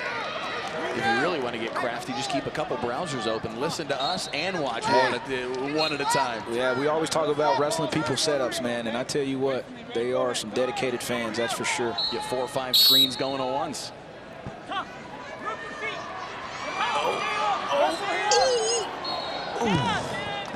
Boy, somebody was about to get thrown on their head. Gordon and Trussell in tiebreaker number 2 right now. Frost trying to work that riding time back down.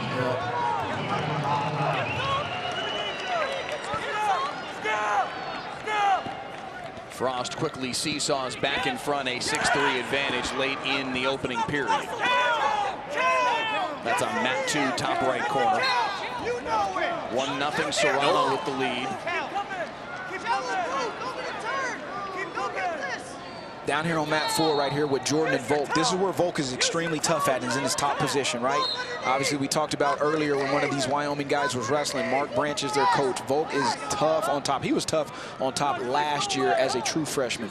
So now, you know, getting a little bit more maturity, a little bit more strength to him. You know, Coach Branch has mentioned how much he has grown up this year.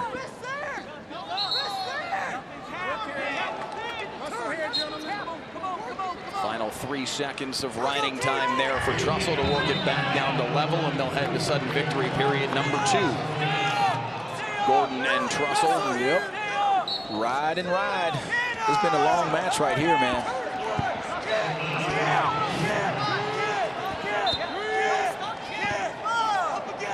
Volk and Jordan, bottom right corner, still scoreless late in that second period. Riding time up to $1.40 for Joey Volk of Wyoming. This is where Volk's winning this match at right now.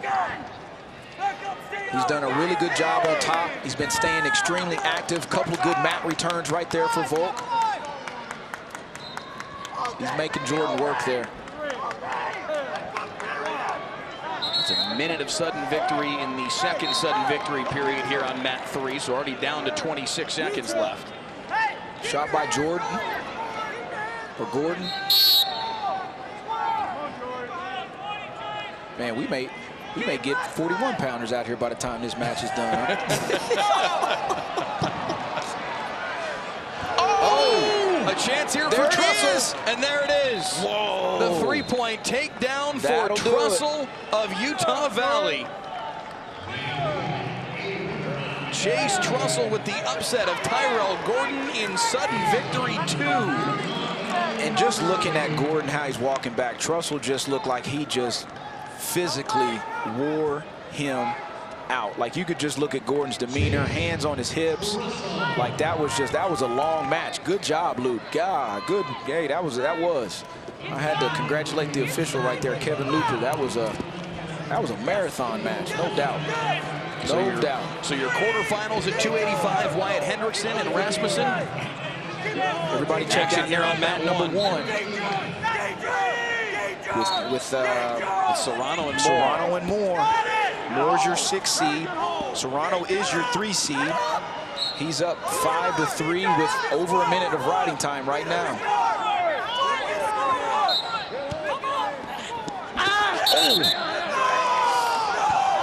Oh, I did not. Oh. Volk was in a lot of pain there for a second. Yeah, he rolled. They kind of got him in a position, little funky position, and Jordan rolled back and kind of pushed Volk back over. I don't know if it was his ankle or his knee, and kind of got caught in the mat. And you saw, if you were watching that match, just kind of how like Volk let go and went belly down. Another look at it coming up here on your Mat 4 screen. So watch this here. Volk's getting elevation right here. Watch that. Yeah, right there. It's that left leg. He's pointing at his ankle.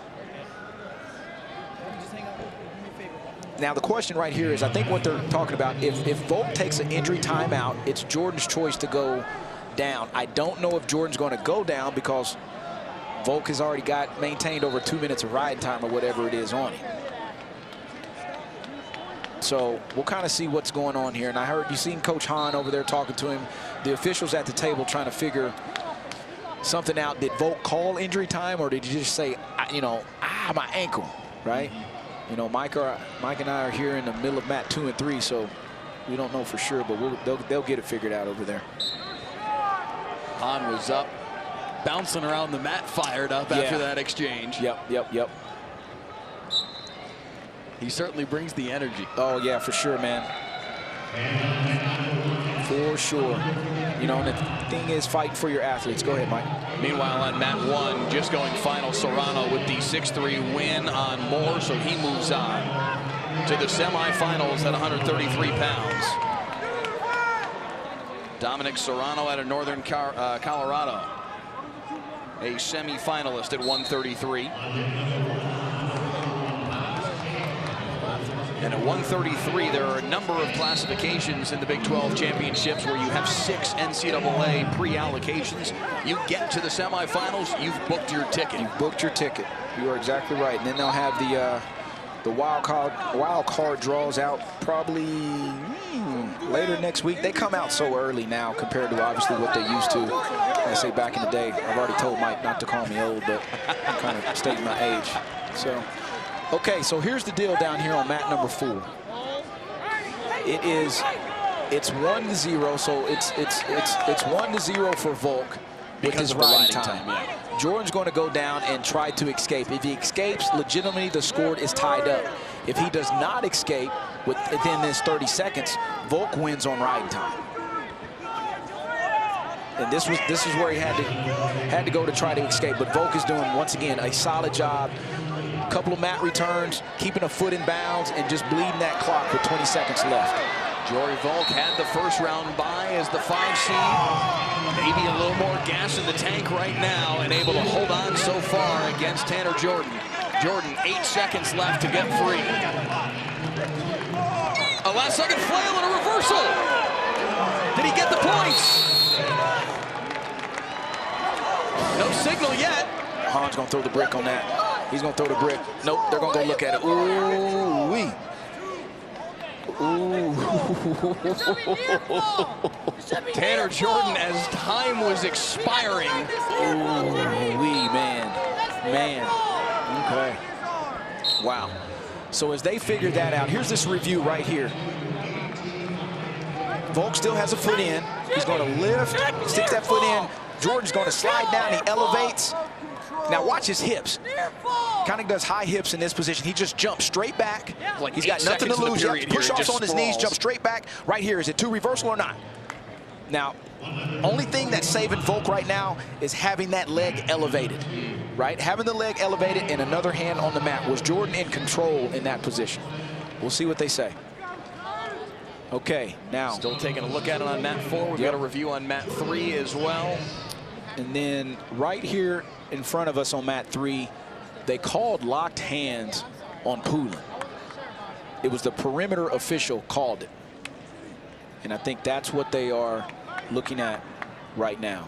So let you guys know what we have going on. We got 141-pounders on the mat.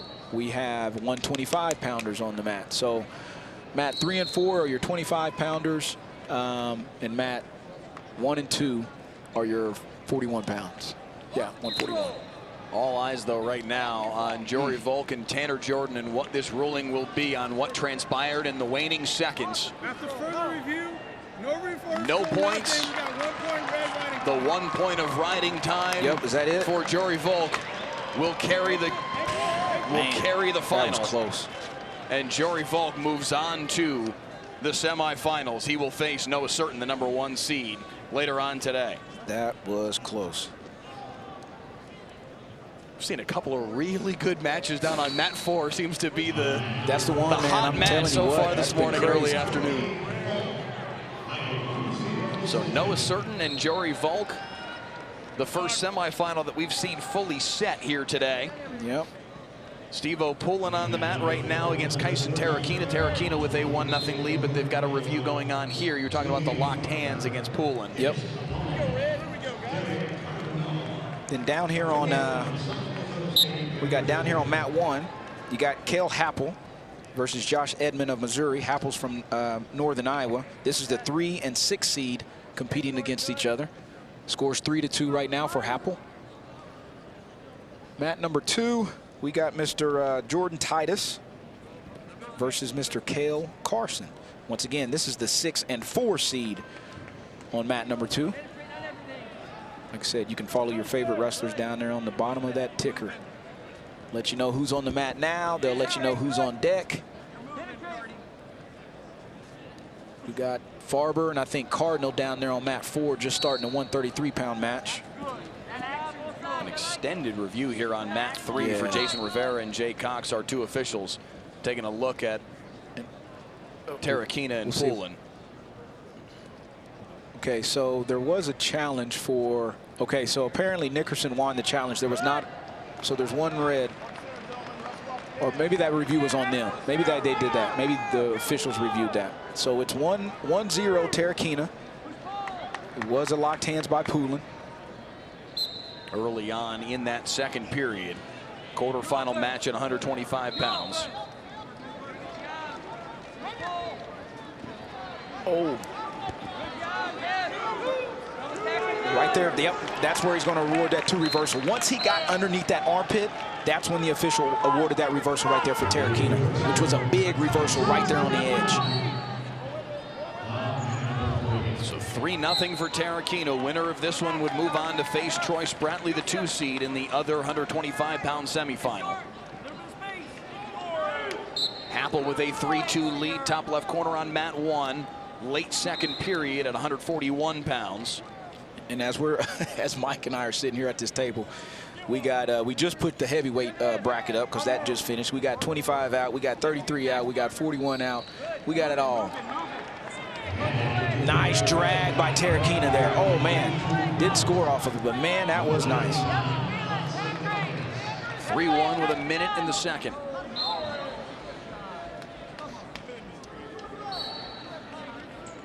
Start of the third period, top left corner, 3-2, Happel with the lead. Yep. That's at 141 pounds.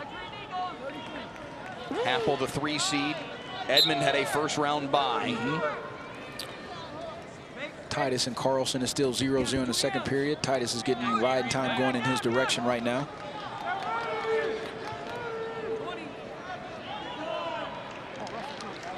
Tarakina's got some real good movement right now.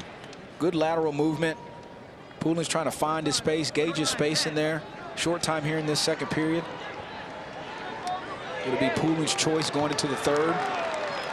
Happel and Edmond with a good scramble, top left corner. Yep. Happel with the 3-point takedown and a 7-2 advantage. Yep, just moving right along. Stayed consistent on his offense. You know, as a matter of fact, these 2 guys wrestled in the duel, and they had an upset down there. Edmond beat him in the duel. That was probably about 2-3 weeks ago. So Happel's trying to get that one back. Start of the third period, bottom left corner on mat 3. Tarakina with a 3-1 lead on the 3 seed Pullen. Okay, here we go. This is what they call crunch time right here, Mike. 3-2, 145 left. Who's going to get that takedown to try to solidify this thing and ride this thing out if you can? Pullen, a young man who went viral as an 8-year-old back in 2011 on YouTube. It was a sensation for a little while. Everybody knew the kid's name when he was just a sprout. Yeah, man, nice high crotch there. Good defense by Pullen so far. See how Tarakina works his way out. He's doing a good job trying to get his head underneath that ankle. Yep, he's in trouble there. Oh, he's got it. Oh! Good scramble on mat 3, and they're out of bounds. If Poulin was able to keep that foot in with that cradle, that would have been takedown and near fall. They won out of one of the powerhouse high schools in upstate New York, Shenandoah. Happel with the win down there on mat number 1. So Happel moves on at 141 pounds, the 3 seed, into the semifinals. 5 NCAA pre-allocations at 141. 50 seconds left on mat 3. Poulin going a little upper body. Terakina's guy obviously got to understand, I don't think there's been any stall calls during this match. Good attack by Poulin. Good hustle. There it is. Good hustle by Poulin. The defending Big 12 champ with 30 seconds left here. Good defense. Terakina with the sprawl. Wow, good job by Terakina. 20 seconds left. Riding time not a factor in this one.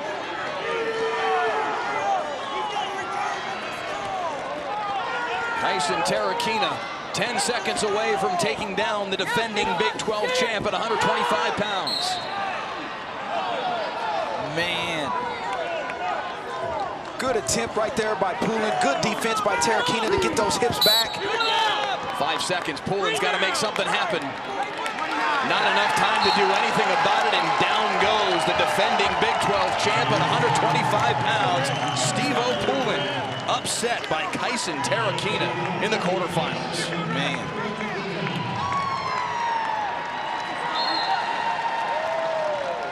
That's a big win as it relates to the team Yes, totals it is. as well with Oklahoma State. Yes, it is. Getting a perhaps surprise semifinalist out of Tyson Terakina. Nice match by Terakina there. Really, really nice match. So Terakina and Spratley. This would be Iowa State, not Oklahoma State. Iowa State's Tyson Terakina will face Oklahoma State's Troy Spratley in the semifinals at 125 pounds. Right here we got Carlson with the 4-2 lead over Titus. 38 seconds left on mat 2, top right corner of your screen. And now they're saying 4-1, 4-3, 5-3. Sorting out the score here on mat 2. 5-3 is where they put it. 38 seconds left, a 1 takedown match here. Can Titus, the 4 seed, make something happen in these waning seconds? Got the number 1 seed, Echmandia, right here on mat 3, wrestling Cole Brooks from Wyoming. Echmandia 16-4 on the year. Defeated Garrett Kuchan in the first round. 17 seconds here for Titus to make something happen. Got a hold of a leg. That was close. Trying desperately to keep the action in bounds. And there's the 3-point takedown for Titus with 5 seconds in that third period. Ooh, how big was that? What a job by Jordan Titus, coming back for the win in the waning seconds to move on to the semis at 141.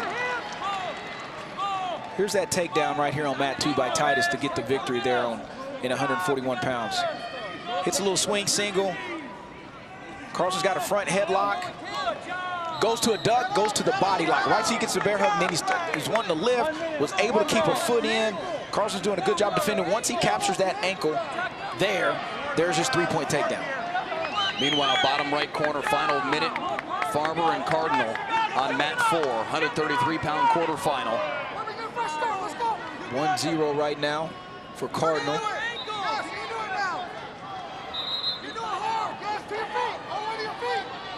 Kind of stuck in the old hip lock position.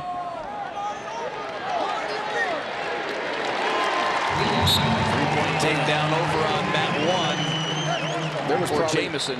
no more than 10 seconds left there in that match right here.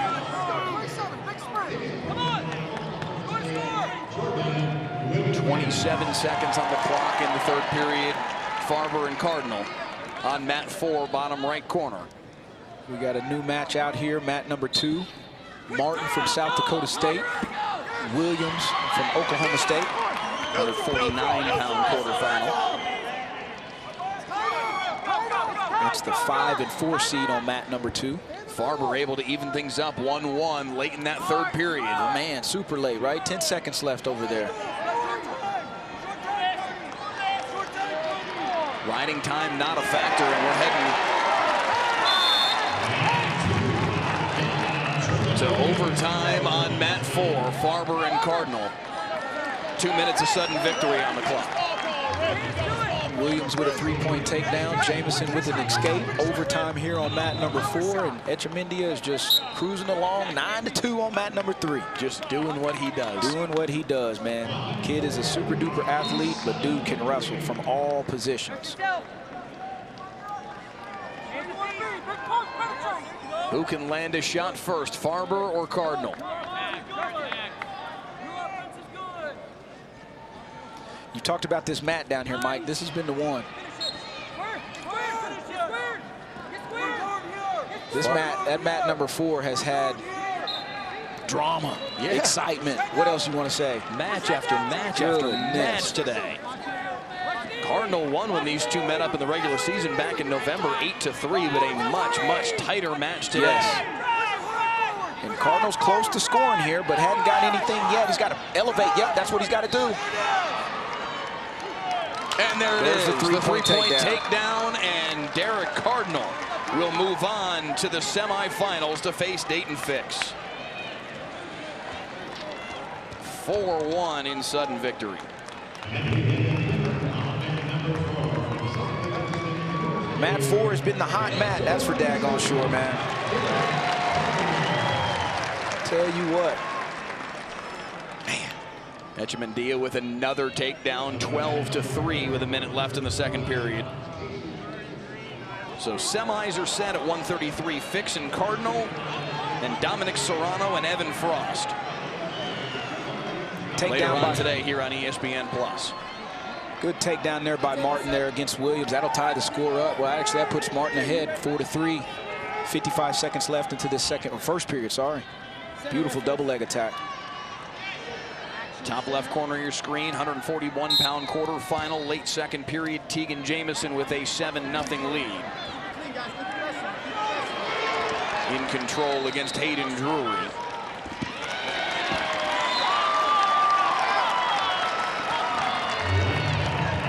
First takedown of the match, bottom right corner of your screen on mat 4, Swiderski.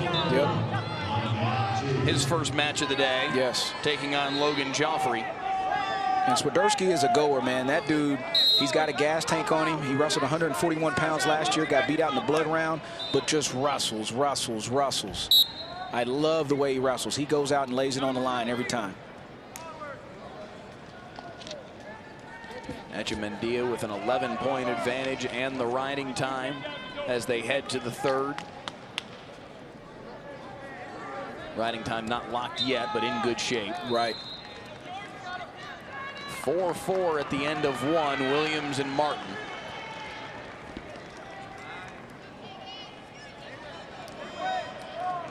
Things have kind of slowed down just a little bit.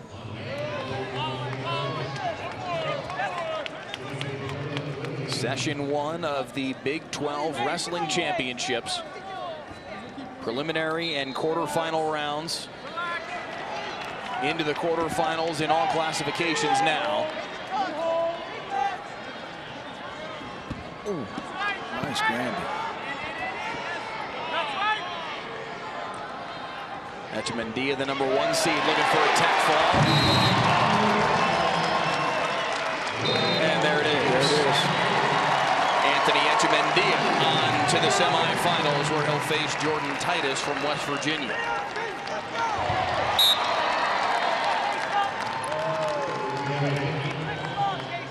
Oh, man. Okay. I think now we may, there's only one 141-pound mat on here. We're getting there. They're catching up, right? Things are catching up here, Mike, slowly but surely. Starting to get back in order. If such a thing is possible, this is controlled chaos. It is, right? I mean, that's really what it is. It's controlled chaos, and if you are part of the wrestling community, you definitely know that. Jamison with the win down there on mat #1, 10-0. So that sets the semifinals at 141 pounds. Jamison and Cale Happel on one side of the bracket. Echemendia and Jordan Titus on the other side. Chalk at 141, the 1, 2, 3, and 4 seeds moving on to the semifinals later on today here on ESPN+. All 149-pound matches now on your screen. Yep. In fact, we'll probably, yes, okay, all 4 149-pound quarterfinals. Everything's That's 149. 1 for 4. Yep. McDougald and Gabe Willishell getting started top left corner of your screen. Williams and Martin in a tight one late second period in mat 2, top right corner. Waters and Peterson bottom left. And Swiderski, the #1 seed, and Logan Joffrey just winding down the first period bottom right. Watch Willishell wrestle down there on mat #1 from Wyoming. I talked to Coach Branch about him. He is, he's pretty funky, right? I was talking to Coach Branch. He's one of those guys that when he's wrestling, you go, no, no, no, no. Then he does something, yes, yes, yes, yes, yes. Right? He's got his own unique style, but it works for him, right? It works for him. Kind of situation where he's the only guy in the room who really knows what he's actually doing. Right, and that's what's beautiful about wrestling, right? You have some guys that can do that. And obviously, there's some other people in the room that you're like, I'm not going to teach you that, or you don't do that. Willishell, you do that all day because that's what you're comfortable with. He's in on a leg here on McDougald. McDougald's a good scrambler, man. He doesn't mind people in on his legs. He knows how to defend that pretty good. Meanwhile, Jordan Williams has built up a 9-5 advantage on mat 2, top right corner. Yep, he's done a good job there so far, scored late. Swiderski and Joffrey's a good one here, bottom right, 3-2, as we approach the midway point of this match. Legal there by Williams. That makes the score 9-6. They have 10-5, but that's the wrong thing. Should be 9-6. And now they are changing. There it is. Okay.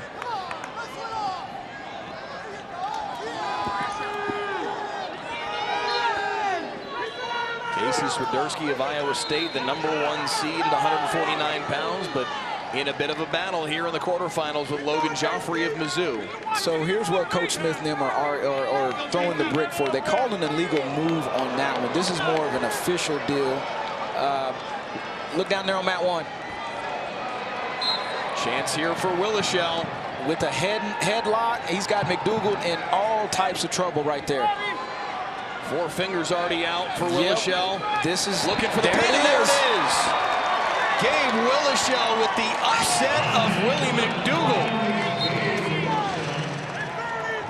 Oh my goodness. The Wyoming Cowboy on to the semifinals. Dangerous from all positions. Watch this. Beautiful headlock, little throw by, and then wow, right there. Cinches that thing tight. You see the Wyoming coaches going crazy. He settles. You know, right there, you're like a python. You don't need to rush anything, right? Take your time.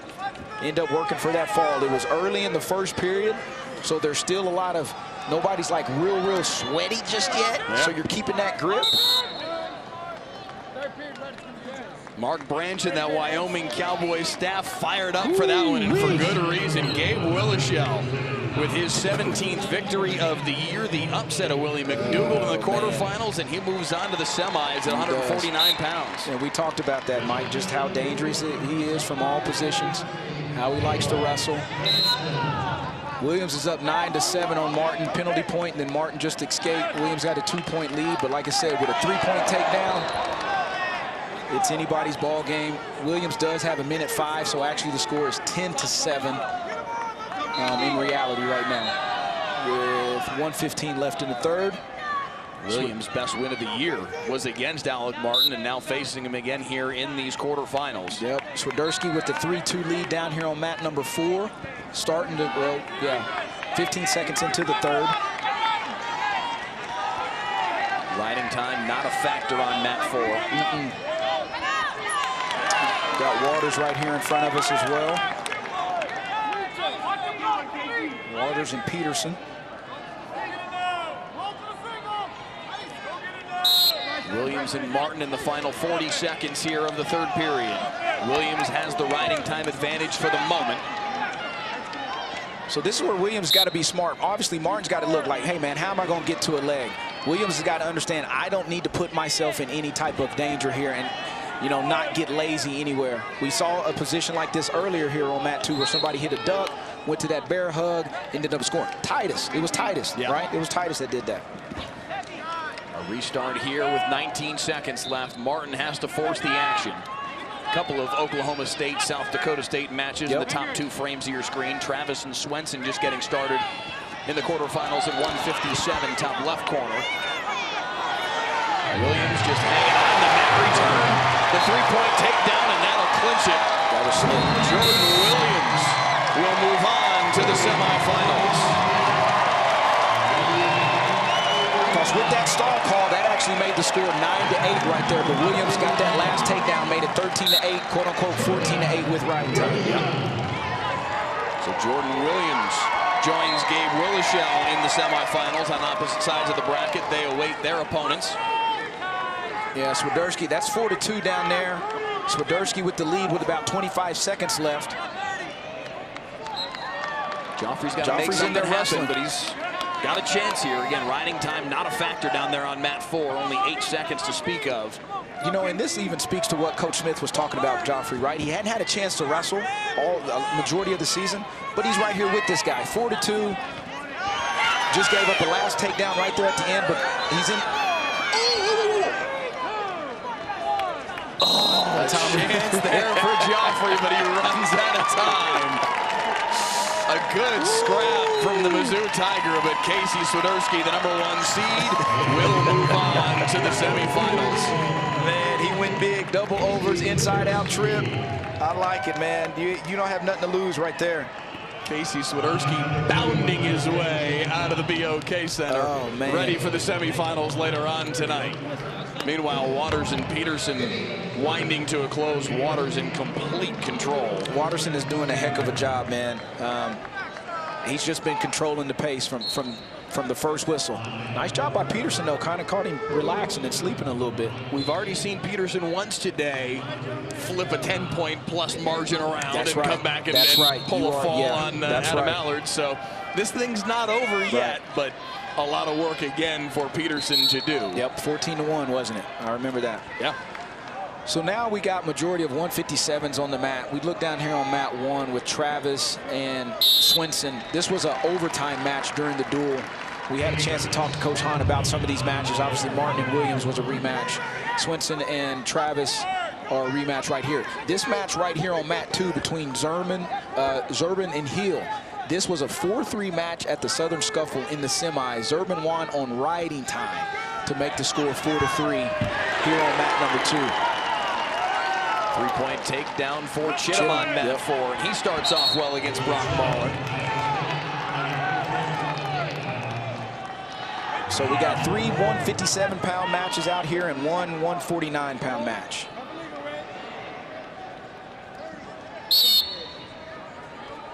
Brock Mahler, an All-American a year ago, finished 7th at Nationals. Made it to the Big 12 final match a year ago at 157 pounds, but the 5 seed this year, a 12-3 record, missed a stretch of time. This Missouri program had big-time issues with the flu over the last 2-3 weeks of the season. Had a lot of guys miss time. Yeah, between the duel that they had with Northern Iowa and then Iowa State, like it ran through their whole program basically. And you know, Coach Smith was talking about how hard that was on the team. Swenson with the takedown down there takes the lead 3-1 with 19 seconds left in the second period, and I think it's his choice going into the third. So Teague Travis, the 3 seed from Oklahoma State, in a little bit of trouble at 157 pounds. It's another situation where we see a guy who had a first-round bye in Swenson against Travis, who had to wrestle in that first round against Chaz Hallmark, and you just wonder if the gas tank factors at all. Yep.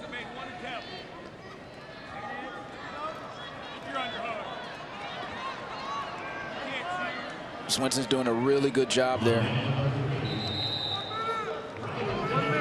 They will head to the final frame, 3-1 the advantage. Cale Swenson from South Dakota State, 15-7 on the year.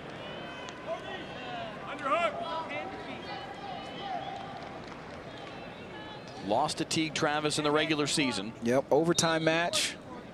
Pretty sure this is going to be similar. See how much Travis tries to ride him, get that riding time down. He's going to end up cutting him. Like I said, that makes that score 4-1 right now for Swenson into this third period. Riding time under a minute and 52 seconds in that one. Okay, what we got here?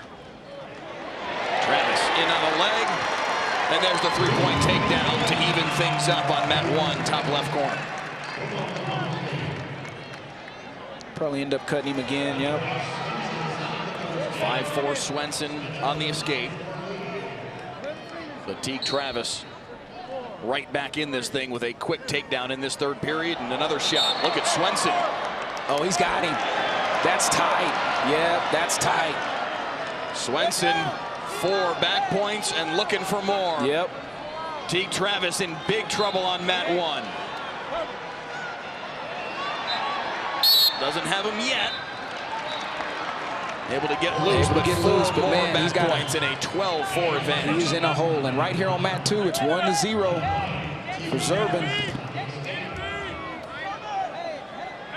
Cale Swenson with a terrific sequence. Yep. To take control in that quarterfinal match at 157, and now Teague Travis has got to pull off a miracle here in these last 37 seconds. This is what we talked about. A lot of these matches, obviously, like I said earlier, that was an overtime match. It's anybody's match.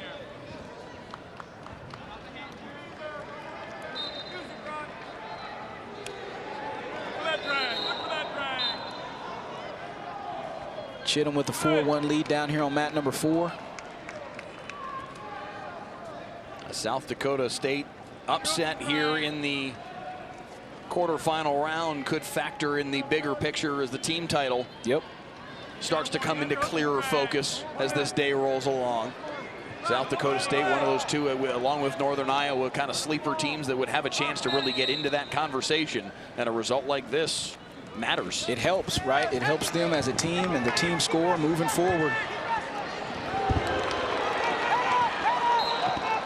Brock Mahler going to work on mat 4. Here we go right here. Hill just took him down, makes the score 3-1 for Hill right at the end of this second period, too.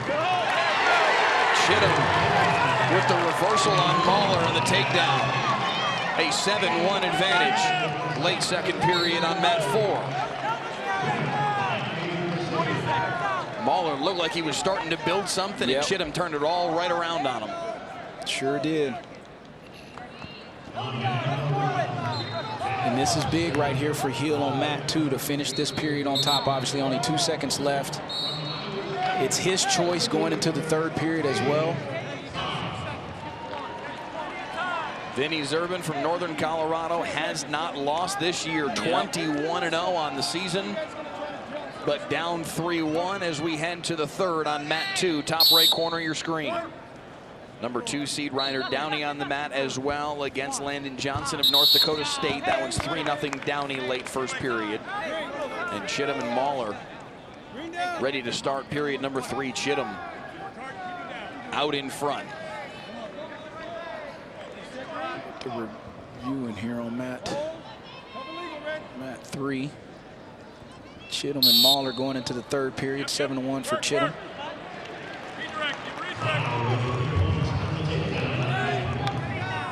Thompson on mat 1. Real quick, set your 149-pound semifinal. Swiderski and Williams on one side, Waters and Willishell. Willishell with the upset. Those are your semifinals at 149, 157. Winding down here on your screen, and we've got our first 165-pound quarterfinal on mat 1, top left corner, as David Carr's back on the mat for the second time here in session 1. An early 6-1 advantage for the number 2 seed at 165 as he takes on Jack Thompson from Northern Iowa. Hill with the 4-1 lead, 50 seconds left here over Zerbin. And like I talked about earlier, these guys, it was 4-3 at the Southern Scuffle. That makes it 4-2.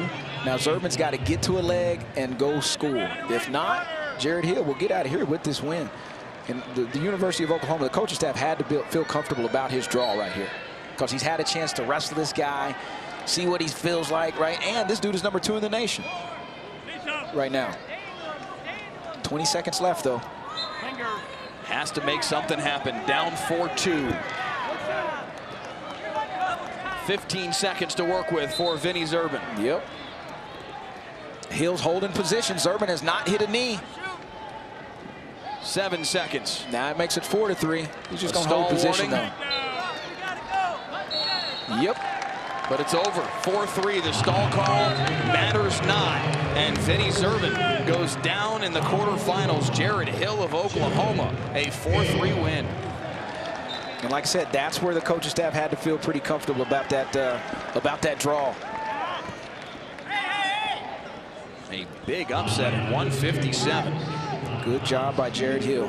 Meanwhile, bottom right corner, Chittum ready to wrap things up and move on to the semifinals himself. 7-3 over Brock Mahler. Time expires on mat 4. And Cody Chittum will be opposite Jared Hill. A 7-3 final. The decision for Chittum.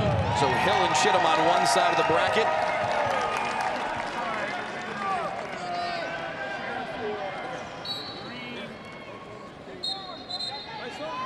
We saw Swenson pull the upset on Teague Travis. Downey and Johnson, the final 157-pound quarterfinal to sort out.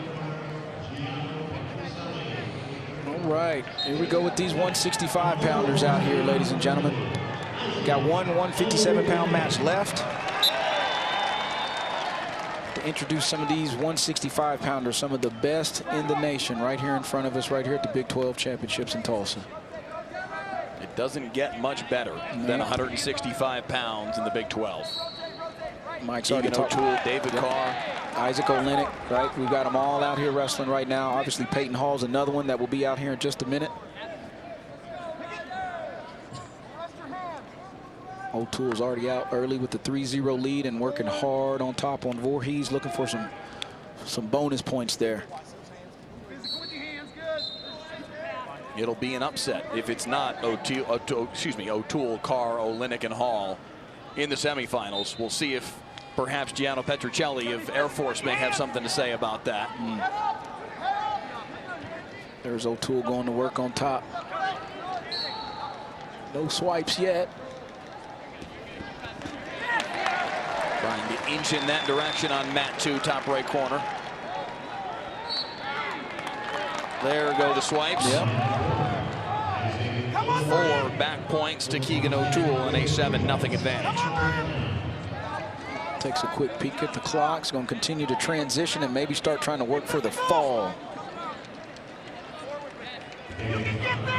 Yes.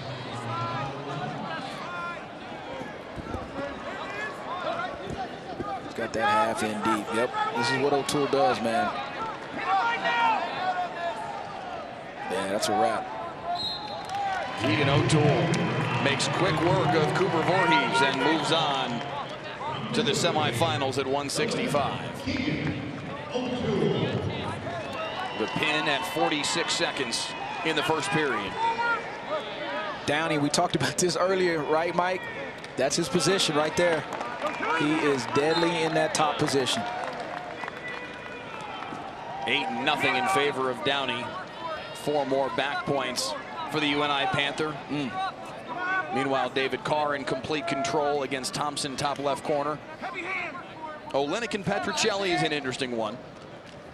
3-1 right now for Olenek. 35 seconds left in this first period. He's got 29 seconds of ride time. Lost to Isaac Olenek 8-1 at the Cliff Keen Invitational in Las Vegas back in December.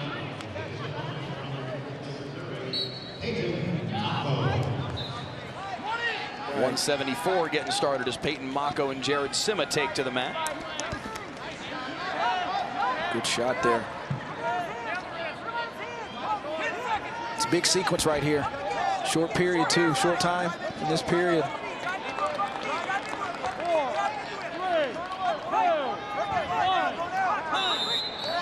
Nothing doing there in those waning seconds for Olenek and Petruccelli. It'll be 3-1 heading to the second period. Downey with another takedown and an 11-0 advantage in the third. The 2 seed. Here's that tilt. There he goes.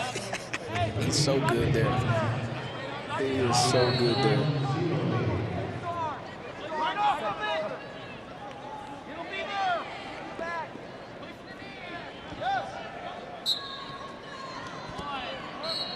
Man, it's like clockwork right there, Mike. Ryder Downey just a machine on mat 3. 4 more, and there's the tech fall. 15-0. Good job, man. Ryder Downey with a quarterfinal tech fall, blanking Landon Johnson of North Dakota State and setting the semifinals at 157. That's points. Trouble with a cradle and a takedown.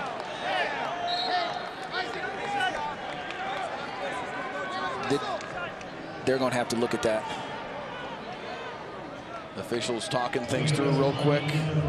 And yes, a 3-0 advantage for Jared Sima. So your semis at 157, Hill and Chittum, Swenson and Downey. All right, I wonder if they're going to look at this and see if there were any near fall on that. It was obviously 3 because Mako was on his back. So I think now if they're going to question, was it near fall? Did we get counts? Did we get swipes or what? That's my guess.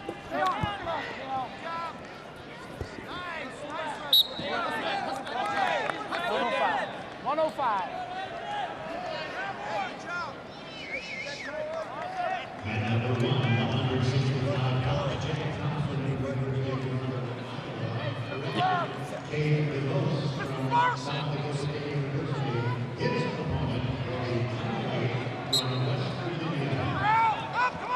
Got Olynyk still with the 3-1 lead down here on mat number 4. We got Carlson right here from OU and Hall from West Virginia right here wrestling in front of us in mat 3. Mako and Sima, there was no near fall, but it was a takedown. So 3-0 to start that second period. A 3-point takedown on mat 3 and a 3-0 lead. Petrovilli doing a really good job of riding over here on Olynyk right now. He's got 49 seconds of riding time. There's 41 seconds left in this period. Olynyk's been up to his feet a few times, but has not been able to get an escape as of lately. So Hall with the 3-0 lead on Kale Carlson. 30 seconds. Nice top game right now by Petrovilli, man. He's really putting a ride on Olynyk. Matter of fact, he's over a minute right now.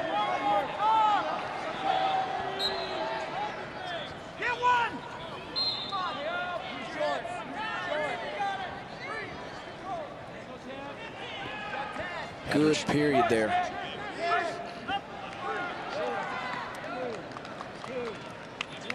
So it'll be 3-1.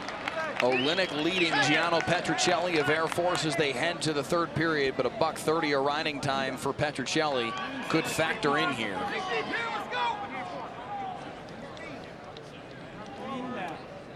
Petruccelli going down right now. Like I said, the score says 3-1. Olynyk's goal is to try to get that down and commit to his ride. We'll see what happens here. At the very least, Olynyk wants to get it down under a minute, but he'd love to get it deeper than that. Yeah. Got some reviews going on a couple of matches. Mat 1 is a review of blood time. Mat 2, I think, is a review. Blood time on mat 1. Okay. So we got mats 3 and 4 going. Hall over Carlson right now with the 3-0 lead. Olynyk's got the riding time down under 50 seconds.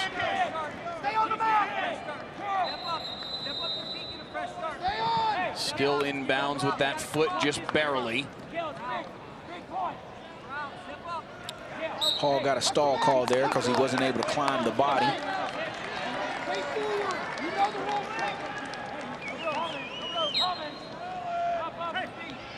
Like I said, it's kind of calmed down a little bit right now. It'll pick back up somewhere. Just give it a minute. Just give it a little bit, right? Petrocelli still trying desperately to get loose from Isaac Olenek. Olenek with the mat return.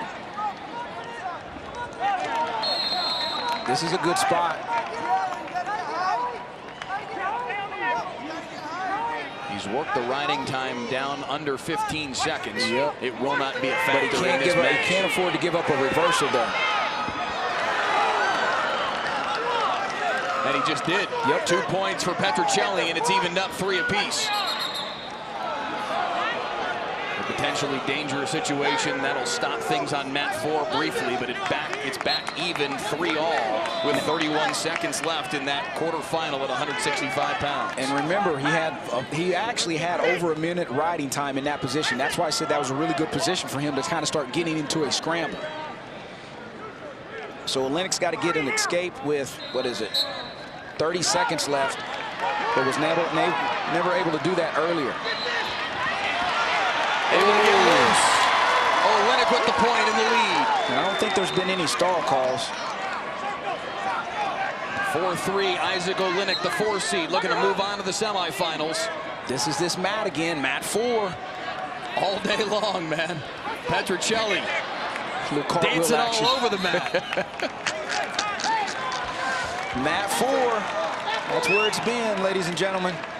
4 seconds left, a last-ditch effort here from Petrocelli, but Isaac Olenek will move on to the semifinals. A good bout down there on mat 4 once again, and it's Olenek that moves on. Like we said, 0-0. You said earlier, Olenek beat him 8-1 in Vegas.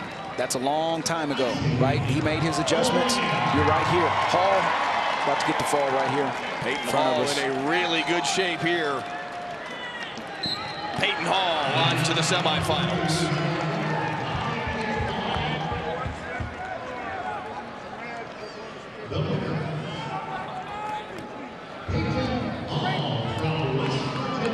So your semis at 165, Keegan O'Toole, Isaac Olenek, Peyton Hall, and David Carr, just as you would have expected it to be.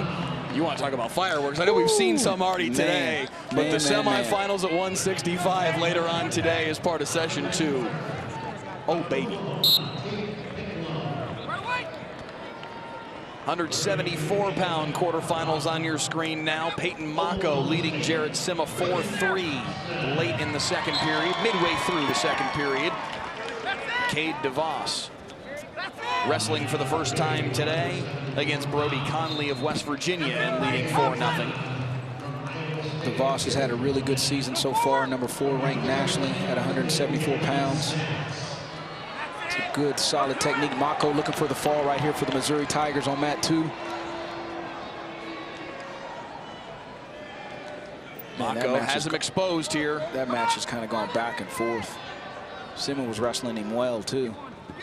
Sima trying to kick loose here. In this match right here on mat 3 with Gatelin and Sachs was one of the ones I talked about earlier in that earlier round. Look at the scramble here from Mako and Sima. Still going at you got Bedlam down there round 3 for these two guys with Tate Piccolo from the University of Oklahoma and Braden Thompson from Oklahoma State. Like I said earlier, Thompson won the first match in Norman. Piccolo won the second match in Stillwater, so this is their 3rd time to meet each other. No filling out process there. They know each other extremely well by now. Meanwhile, bottom left corner on mat 3, MJ Gaitan out of Iowa State and Gavin Sachs. See those About guys 90 seconds into that one. Yep. See how they're down there on the bottom of the screen, talking about letting you know who's up right now. They'll obviously eventually put the team scores up there. Iowa State with a good commanding lead right now. Yeah. They'll run those throughout the whole tournament right here. Mako did get near fall points if you missed that, so a 10-4 advantage on mat 2. As they get rolling here in the 3rd period. Jared Sima needs to force the action here. DeVos 4-1, minute left.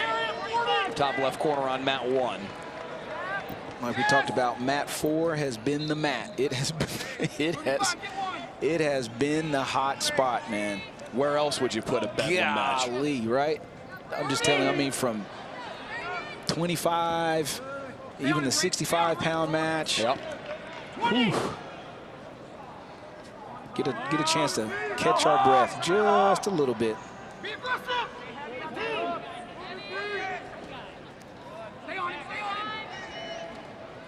4-1 down here for DeVos on mat 1.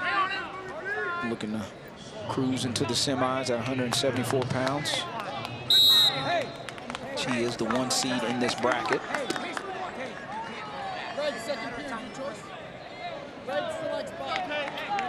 Marco with a commanding lead over Sima right now.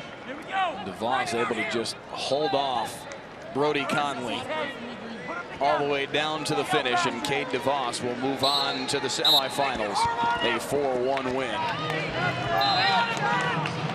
He'll await the winner of Mako and Sima. Mako, again, as you just said, in control of that one. Piccolo, the first to score. Yep.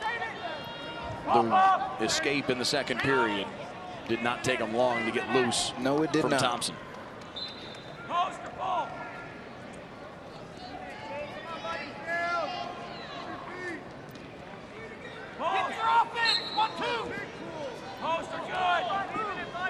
Oh, nice little sequence right there from. Oh, there it is, heading on. Gavin Sachs trying to make something happen here, but Gaitan able to squirrel away from it. Ooh, that was close. Escape for Sachs and a 1-0 lead. But he was looking for an awful lot more than that. Yes, he was. Yes, he was. Peyton Mako and Jared Sima winding to a close on mat 2, and Mako out of Missouri moving on to the semifinals with a 10-4 win. Here comes that man at 184 on mat 1. Mr. Parker Keckheisen. Number 1 seed in the bracket, number 1 ranked 184-pounder in the nation. Going against Ethan Duca from Wyoming.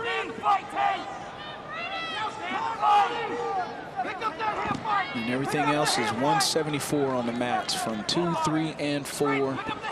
84 is getting ready to be, or mat 2 is getting ready to go into 184. There's only one thing left on Parker Keckeisen's to-do list, and that is a national championship.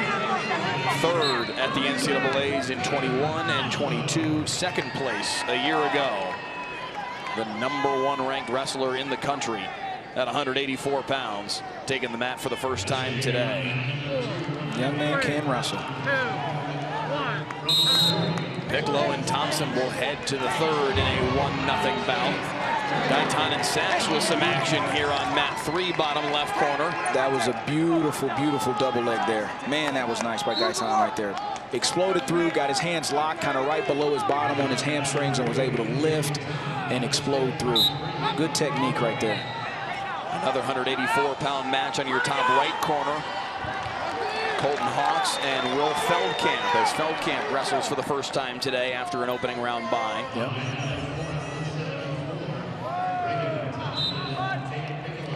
So Gaitan with the takedown there late in the second, and he will head to the final frame with the 3-1 advantage. In your estimation, what makes Keckheisen so good?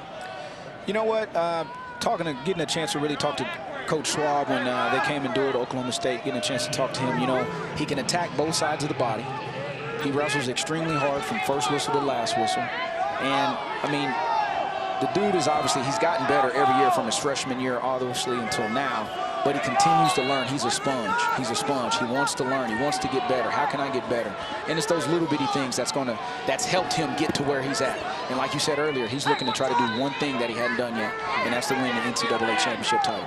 We mentioned earlier that both Dayton Fix and David Carr have a chance in history looking to become the first 5-time conference champions here in the Big 12.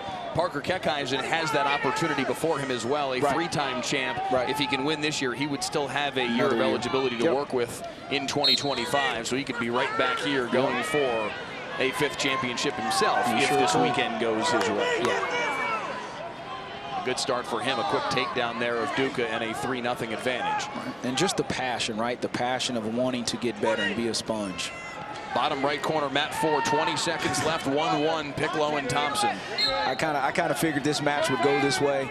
I don't, just from watching, you know, on our screen right here, Mike, I haven't seen anybody get to a significant attack just yet or grab a leg. So, you know, 2 escapes, 1-1. We're going into overtime. They went into overtime in the last Bedlam duel. So it's going to be about who can get to a leg and get a score in this next 2 minutes. And obviously, if not, they're going to go to that. It was a 5-2 win for Tate Piccolo in sudden victory period number 1 on February the 18th. They go to sudden victory again here today on Mat 4, bottom right corner. And watching the OU corner, there has to be, I think there, I don't know if Thompson has got hit with a stall call yet. You know, and in the last Bedlam, Thompson was winning with about 40 seconds left and got hit with another stall call to tie it up. Piccolo's good in these positions, man.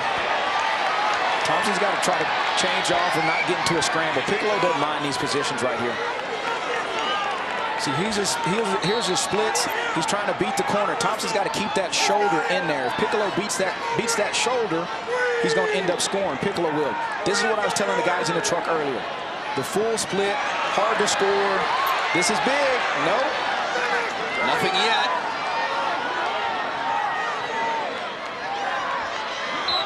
Once again, Piccolo doesn't mind this position. He's comfortable here. Past the midway point of sudden victory period number 1. Look.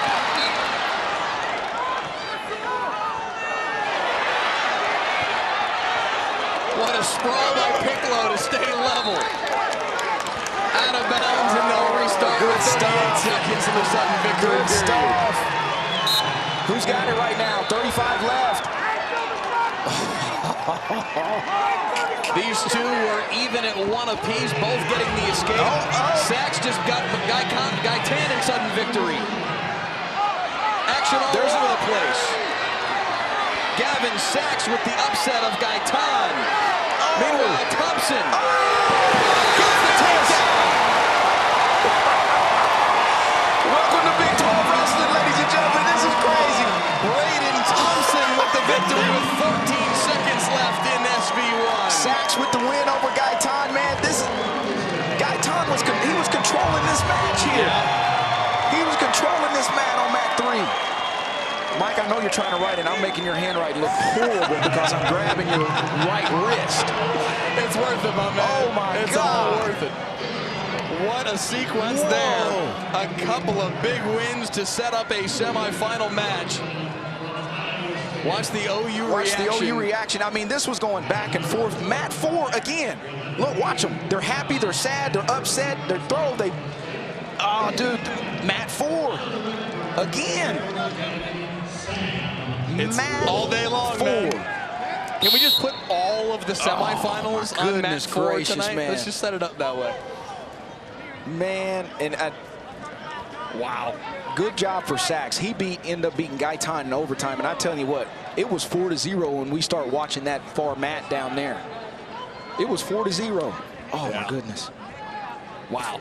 So Thompson wins in sudden victory. Sachs upsets Gaitan in sudden victory. That's one semifinal at 174. DeVos and Mako, the other 174-pound semifinal. And that bracket is set 184 and 197 on your screen right now. Man. Hey, Kekai's in complete control. Hey, the calm before the storm, man. It was all nice, cool, calm, and collective.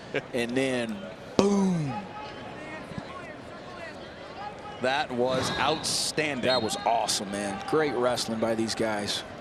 And that's one thing, right? I love the reaction of the coaches, right? I love being this close because, like I said, it hits different, right? Yeah. It hits different from here. But these guys are fighting for, I mean, this is hard. This is stressful for these guys, right? I mean, just fun. Awesome. Good stuff. Iowa State, Oklahoma State leading the team standings right now. Still very early on, of course, in the process, but getting a little bit later as we start to set our semifinal matches. Parker Kekai's in control, top left corner on Ethan Duca, 184-pound quarterfinal.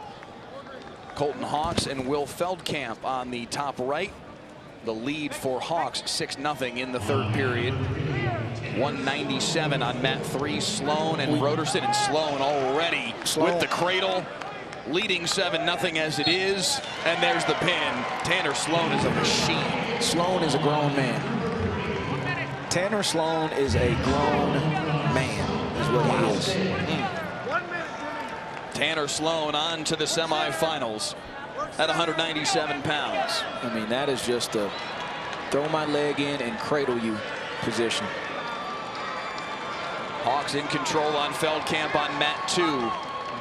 This is what Coach Smith was talking about. Coach Brian Smith from Missouri was talking about during our call about making this decision, right? Yes. This will be Hawks' second time to beat Feldkamp, which has been nationally ranked, a returning All-American. He's been in the top 10 all season, and this is his second time to beat him, obviously with 30 seconds left. Colton Hawks earned the spot in the Big 12 championships over Clayton Whiting, his teammate. And he's paying off that decision from head coach Brian Smith right now. 17 seconds away from a semifinal berth. Keckeisen doing what Keckeisen does. Just cruising. Yep.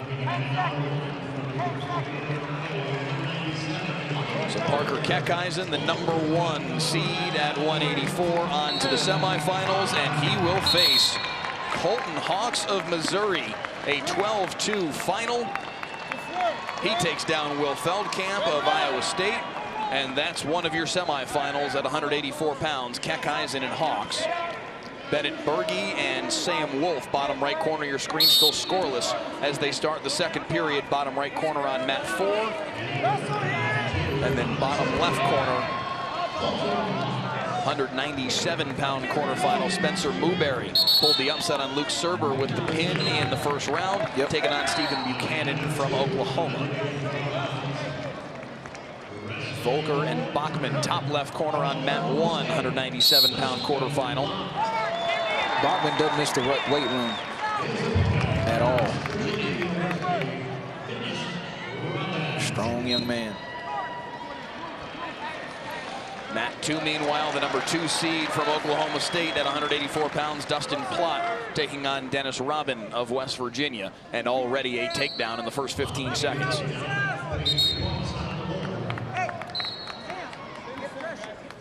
Five NCAA pre-allocations for 184 pounds. Semi-final berth puts you in really good shape anyway to make the NCAA tournament. Yeah, it does. You know, now it's all about how can I better my seed if I can. Yeah. Right? How can I better my seed? You know, there's always something wild that happens at whether it's conference tournaments. We've seen that already this morning.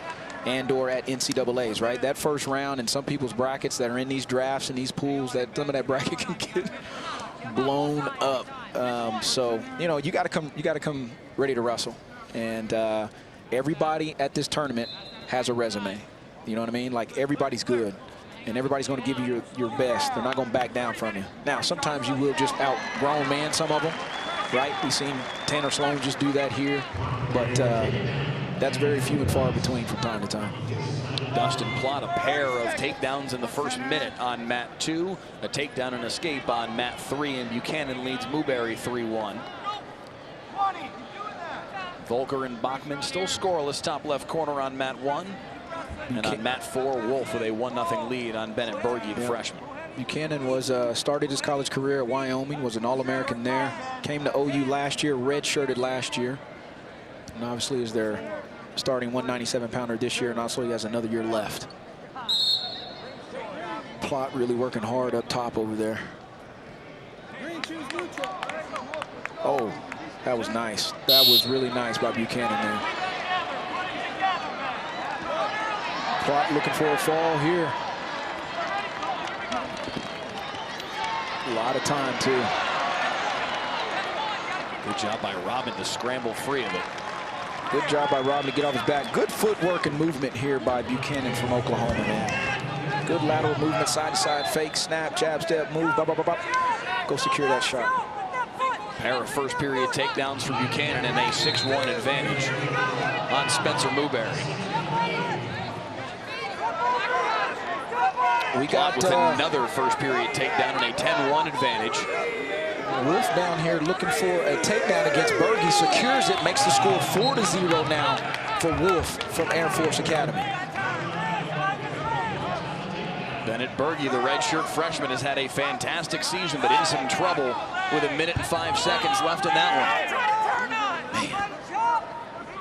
Matt Ford does it again. Goodness gracious. Ladies and gentlemen, we just want to thank you guys and gals for joining us this afternoon. After this session, there'll be a little break to my knowledge, and then we'll get back to it. But at 5 o'clock. Yep, we appreciate you guys and gals listening to us over these over the stream and over these airways, man. Hope we're doing a good job for you. And yeah, this is fun.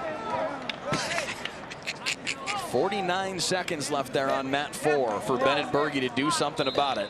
And that sequence was big, Mike. Right? Obviously, Berge's the 3 seed. You mentioned it. He's had a great year. Wolf's a veteran, right?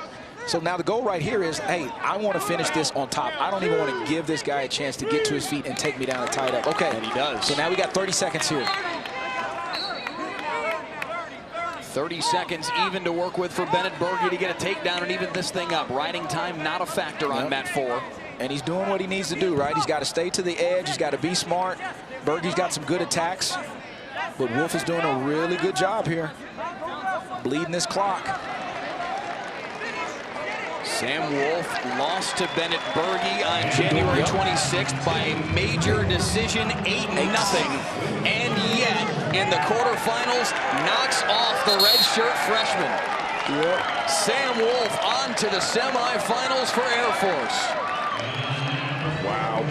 Wow, wow, wow.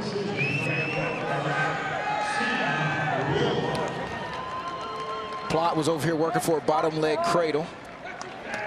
Buchanan's controlling right now. 6-2 is his score. 20 seconds left in this second period.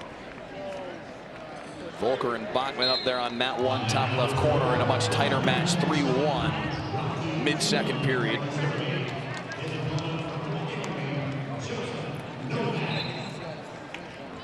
And also, we talked about the 165-pound weight class here. There's a lot of weight classes we can talk about, but this heavyweight division here as well is pretty salty too, with Hendrickson from Air Force, your 1 seed, Bastida, your 2 seed,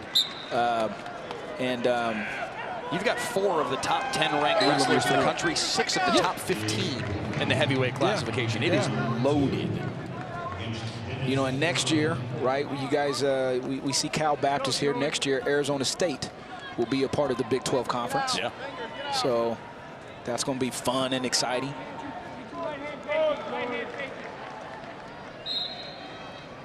Dustin Plott cruising right now, late second period. Buchanan in control on Newberry, and another takedown, as I say it, to take a 10-2 advantage. Goes right to that tilt. Good chain wrestling, right? As soon as he gets the takedown, catches Newberry's wrist and just gets that, rolls right through, right? Extending that lead. 7-2, now should be 11-2, or you got 3 swipes, 10-2. It was the takedown and then the 4 swipes, 14-2. They were 14 late on adding the takedown, yeah. You got Elam and Volker over here on mat 4. Elam and Novak. Is that Novak? Novak. Volker's down there. Yeah, Volker in a tight one, 3-1 with Bachman. Novak was ranked nationally this year. Obviously, I know Elam's kind of been banged up a little bit, but he's out there at this conference title. Buchanan with another takedown and the tech fall. Tech fall for Plott. The fall for Buchanan.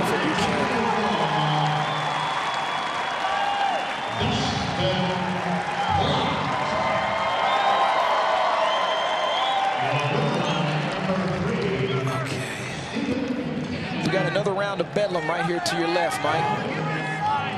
Doucette and Heinzelman. I can give you the rundown on this one. So on the first one, Bedlam, Doucette won. Second Bedlam, Heinzelman won. So this is their 3rd time to get after it.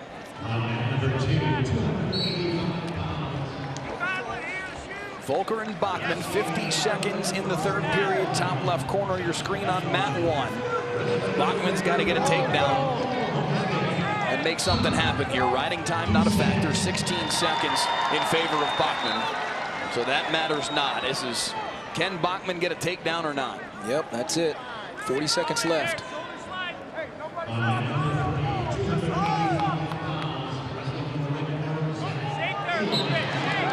285-pound matches getting underway. Heinzelman and Doucette, the one you were talking about on mat 2, a Bedlam matchup. And Rocky Elam back on the mat at 285, taking on Chase Trussell, who got the sudden victory upset on Tyrell Gordon in the first round. Yep.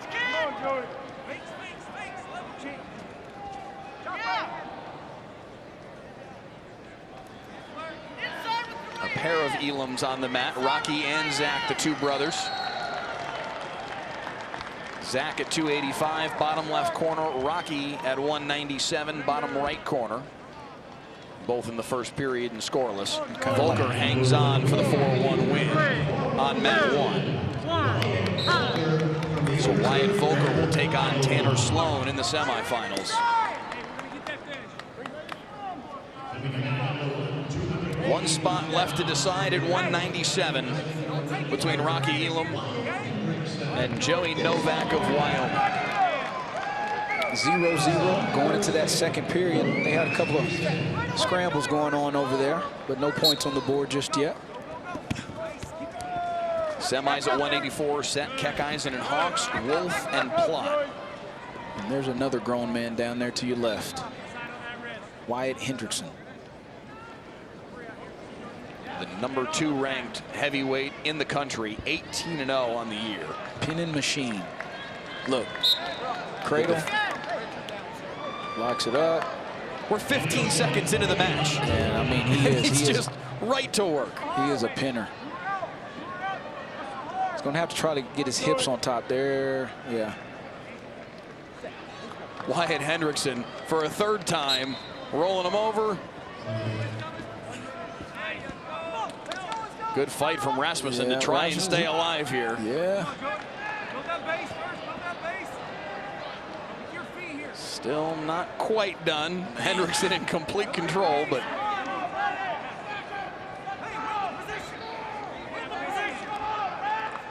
Heinzelman and Doucette 0-0, 30 seconds in this first period left.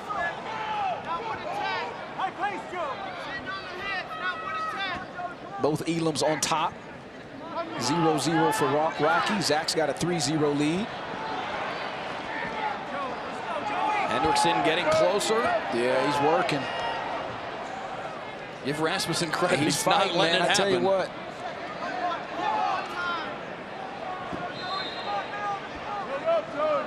Hendrickson's got to get his hips on top. But Rasmussen's so long, right? Like he's doing a good job of actually defending him off from that position. The best you can do, because obviously there's not a pin there just yet. So he's doing something right down there. I mean, man, they've been in. There it is. Hendrickson able to finish it off. The pin at 1:16 of the first period. Wyatt Hendrickson, 21-0 now on the year. Like I said, man, he is. That is what he is. He's a pinner. He goes and looks for those falls, man. Does a good job at it. Second period winding down on mat 4, bottom right corner, still scoreless, Novak and Elam.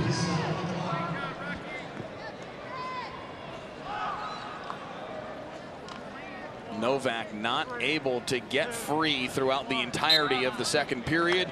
Both wrestlers look gassed as they get ready to start the third. Yeah, Elam put a really good ride on Novak right there. Obviously that whole 2 minutes, and that's where Elam's really tough at. Green selects bottom. Defensive position. We'll see if that riding time advantage becomes a factor here, or if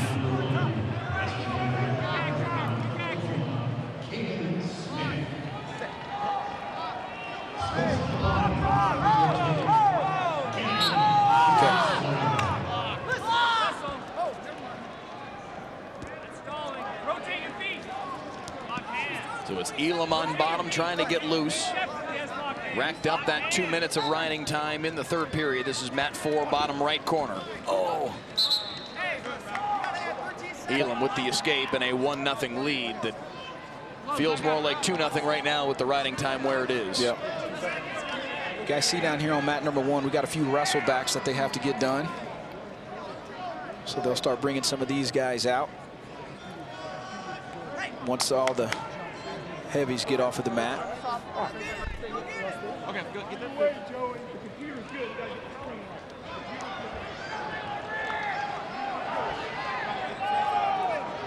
Wrestle back at 141, Smith and Drexler. 140, what are we at? What the question? Oh, well, listen, number 4, wouldn't you know it? 4, the clock on mat 4 is acting up again.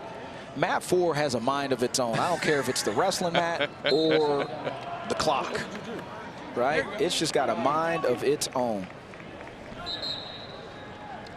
And it started off that way with Griffin and Certain, in all due respect. Let's blame them. Let's do that. That seems to work. That worked? Good. Start of the third period on mat 3. 2 minutes on the clock. Elam with a 3-0 lead on Trussell. Elam looking to continue on to the semifinals once again. Third at the Big 12 championships a year ago. In Heinzelman and Doucette's match, right, you see it's 1-0. This is where Doucette's been better than Heinzelman in the top position. Obviously, Heinzelman has had a chance to escape and hitting a little roll there and probably looking for a little reversal. So we're about to see what happens here. Nope, Doucette's still in control, though. Wow, what a job by Doucette to circle back around. That was good. That was good. Nice little forward roll by Heinzelman. Doucette was able to counter that. Elam is now up. Little brother Elam, Rocky Elam, is now up 4-0 down there on mat 4. So Elam with the escape and now the takedown on mat 4 to establish a bit of control in the 197-pound quarterfinal. Meanwhile, his brother also leading 4-0. All right, I'm going to point this out real quick. Both Elams 4-0, and they're 2 seconds apart as far as time on the clock. I just had to point that out. On mats 3 and 4, both of them ready to move on to the semifinals. Well, Rocky and them just went out of bounds, but just for a brief moment, right? They were right there with each other. So I'm going to keep that there. It's not going to be separated by much time. It won't be. If they can both hang on. I don't know. You sit in here long enough, start watching these matches, man, you just pick stuff out. Zach Elam at 285, 25 seconds away from a semifinal berth.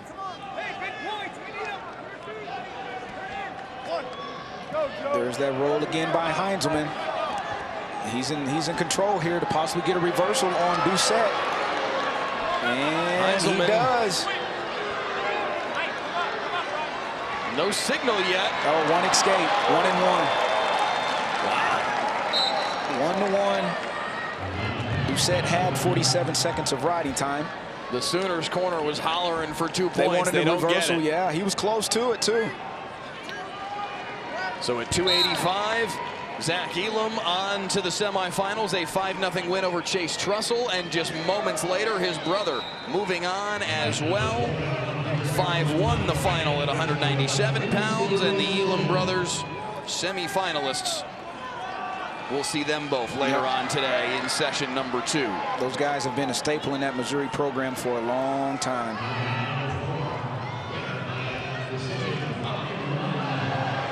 Heinzelman and Doucette, 19 seconds left here in this third period. 1-1. We got a scramble.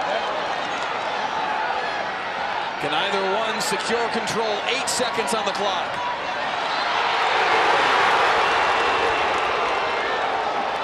No signal. No signal.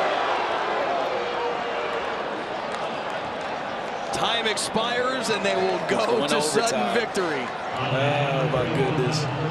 Connor Doucette and Josh Heinzelman. A 285-pound scramble in that third period. Sudden victory to go to the semis. Doucette won 2-1 back on December the 10th in tiebreaker 1.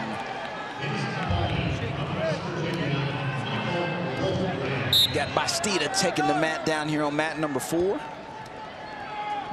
Corner against Wolfgram from West Virginia. Our final 285-pound quarterfinal there in the bottom right corner of your screen. Bastida and Wolfgram. Heinzelman and Doucette, though, in sudden victory. Mats 1 and 3 are wrestlebacks. Rhodes and Mauger at 133. Drexler in control against Smith at 141. Late in the second period. Can either Heinzelman or Doucette score here in the final minute of Sudden Victory 1. I like what Heinzelman's doing. He's kind of changed direction, snapping him down. Really not attempting the shot, but doing enough to keep the right here. Right? This is where he's been good at. Front headlock position. Now he's trying to go right side and or left side to score on Doucette. He did get a stall call already with 40 seconds left.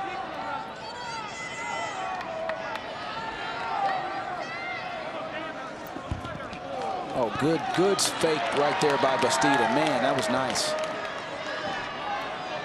Bastida with an early 3-0 lead with the takedown. Minute 10 seconds into that one.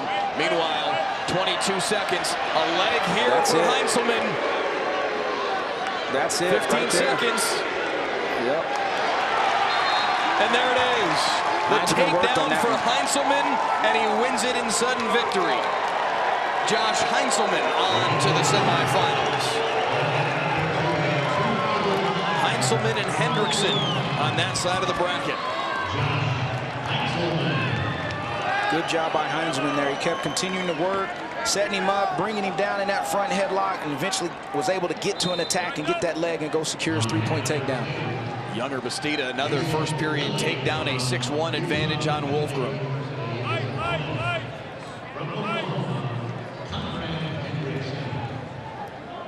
Bastida is that guy puts up points, man.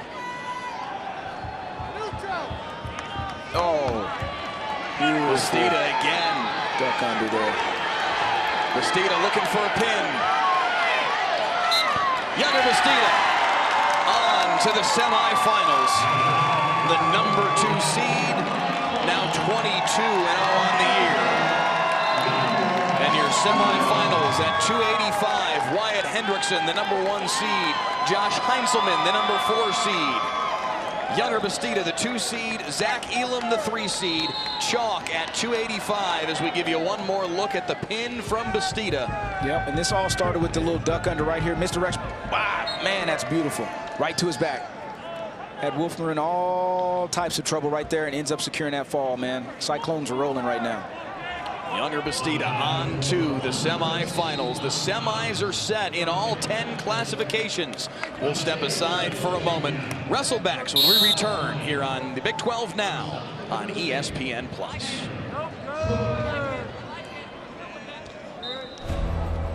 I'm Master Sergeant Janet Leslie. Bastida goes and I'm a daughter of Mexican immigrants, a first-generation high school and college graduate, and a principal at Bear Lake Middle School. Joining the Air Force Reserve gave me the flexibility to teach and pursue my doctorate degree at the same time. It allowed me to be part of 2 worlds, serving our country and serving our students. If you're ready for more and something bigger than yourself, we're ready for you. Meet Sam, the ultimate road trip warrior. Sam loves hitting the open road. That's why she downloaded the Fuel Forward app. Download today and save up to 20 cents per gallon on your first fill-up. Then save 5 cents per gallon every fill-up after that. Enjoy everyday savings on fuel at Phillips 66, Conoco, and 76 stations. Road trips just got a whole lot better. Thanks to the Fuel Forward app.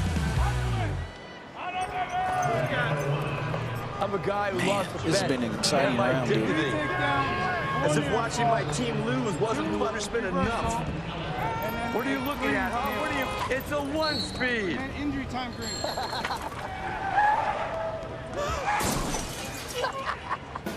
And if you have cut rate car insurance, odds are you'll be paying for that yourself. So get Allstate and be better protected from mayhem, like me.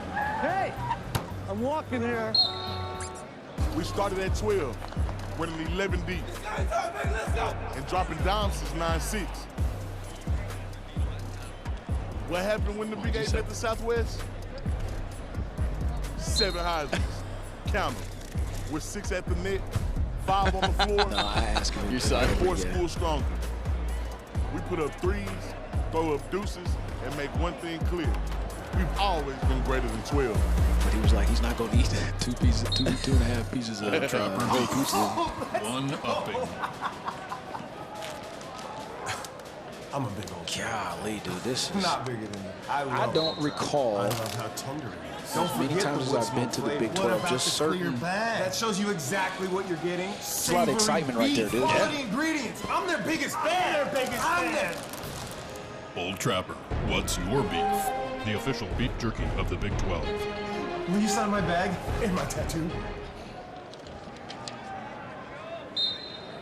We welcome you back to the BOK Center in Tulsa, Oklahoma. Mike Leslie, Hardell Moore, the two-time Big 12 champ, two-time All-American, sitting to my right as we continue along with wrestlebacks here in session number 1. Top left corner of your screen, Allard and Furnow at 149 pounds. Hendrickson and Little at 125 on mat 2. Top right corner, Case Mauger with a 4-2 lead on Davin Rhodes. Bottom left corner of your screen at 133. And it looks like we've got an injury stoppage on mat 4 with Cook and De La Pena. Yeah, I didn't see what happened. Obviously, Cook's got a 7-5 lead right now in the first period. I think they're going to take his ankle band off. I see the frustration on his face. Yeah, it's tough, man. Yeah, that is tough.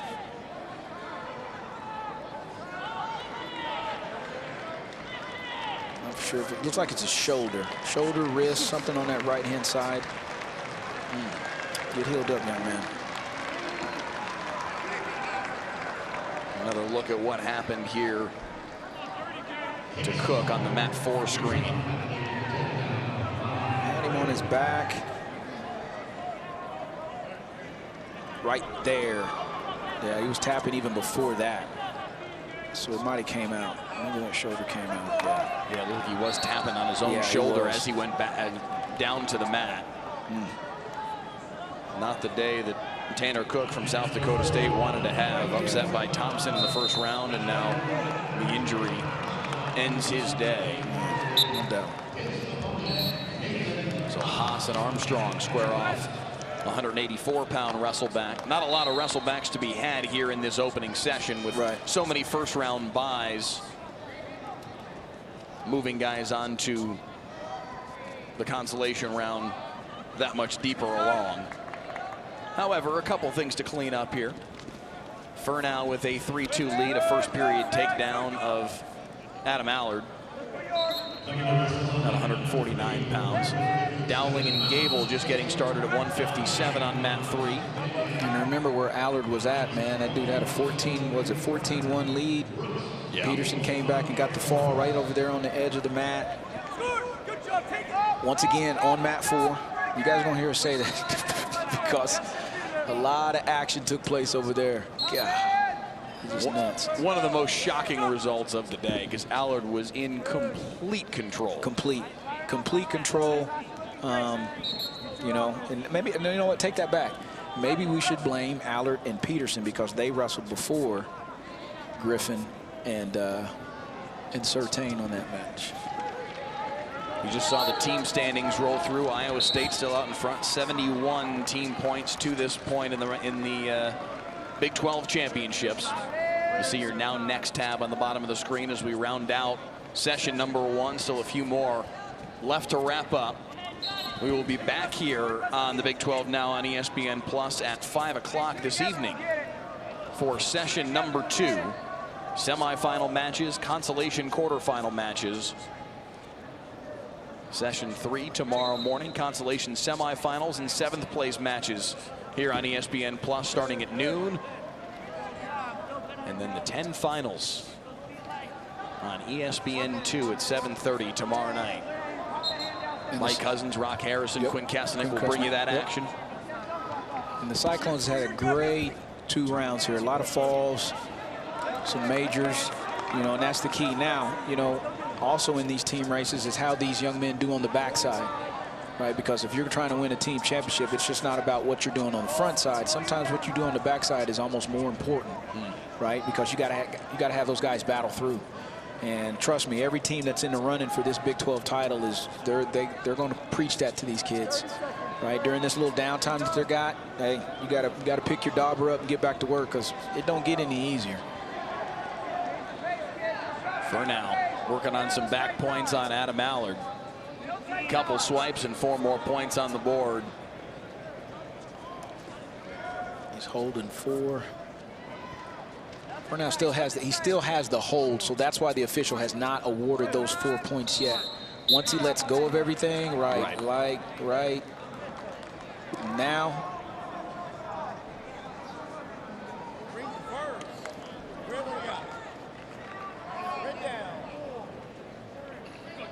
We'll start putting that 4 points on the board. There it is. So a 7-2 advantage for Fernau as they head to the final period on mat number 1.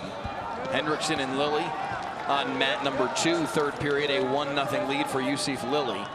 Hendrickson just knotting that up at 1 apiece with the escape. Dowling and Gable on mat 3. Dowling with a quick start here in this first period, a couple takedowns and a 6-1 advantage, and already over a minute of riding time. Yeah, I'm in complete control right now. 10 seconds left here in this first period. Oh, now they're trying to get him a couple swipes. Got a little high. I'm gonna get reversed. Man, that's got to be tough right there, right? 14-1 first round. Give up a loss, give up a pin.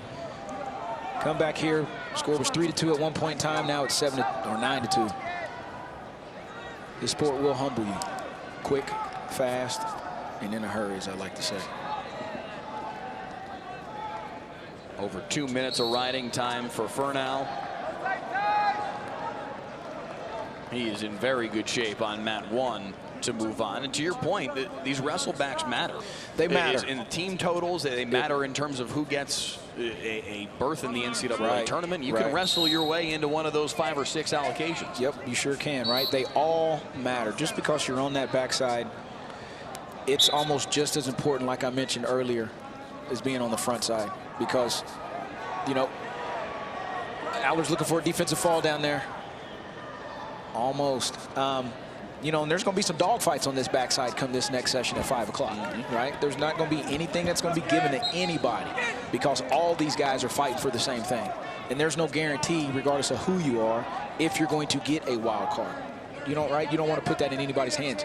You want to go out and control that and make it your own destiny. Hendrickson and Lilly knotted up at 1 apiece, coming to the end of period number 3.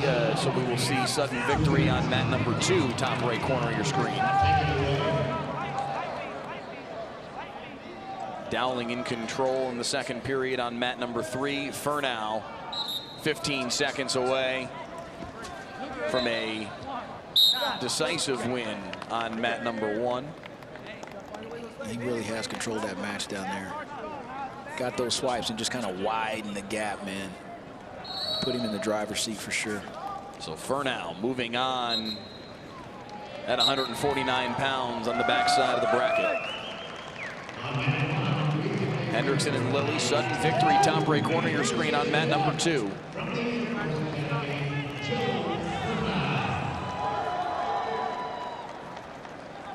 Lilly's in on that shot. Hendrickson draped over the top in a waterfall position. First one to score here in sudden victory moves on. You got my ankles, I got yours. Nice attack right there.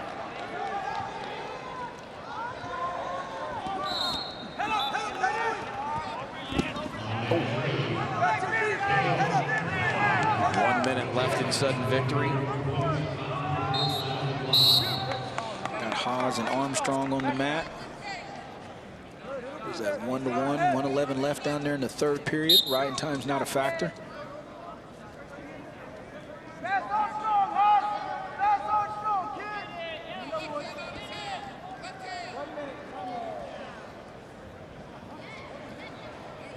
Hendrickson able to scramble away here on mat number 2. 30 seconds left.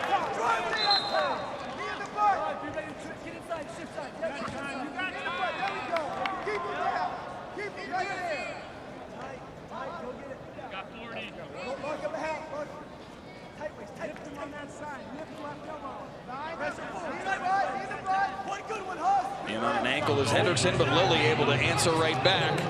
Short time. 5 seconds. Oh, man. And And there's the takedown for Lilly with 1 second. 1 second left. And you see Lilly moving on. Yep. At 125 pounds on the backside of the bracket, he takes down Hendrickson. 1 second left on that clock right there. You talked about it earlier today. Late in periods, late in matches, being able to make something happen. It's what can tilt the balance from a team perspective. It's what can make the decisive. It's what can make the decision as far as who's going to go to the NCAA tournament. There's a lot of things that can happen in those waning seconds when you're gassed to the max, and yet there's still so much on the line. Exactly, and that's what makes you know, these conference tournaments so big. Every situation is important. You know, and don't take anything for granted. Like we've been talking about. You got to earn everything. Nobody's going to give you anything. You got to go earn it. So Lilly will wrestle tonight as part of session number 2.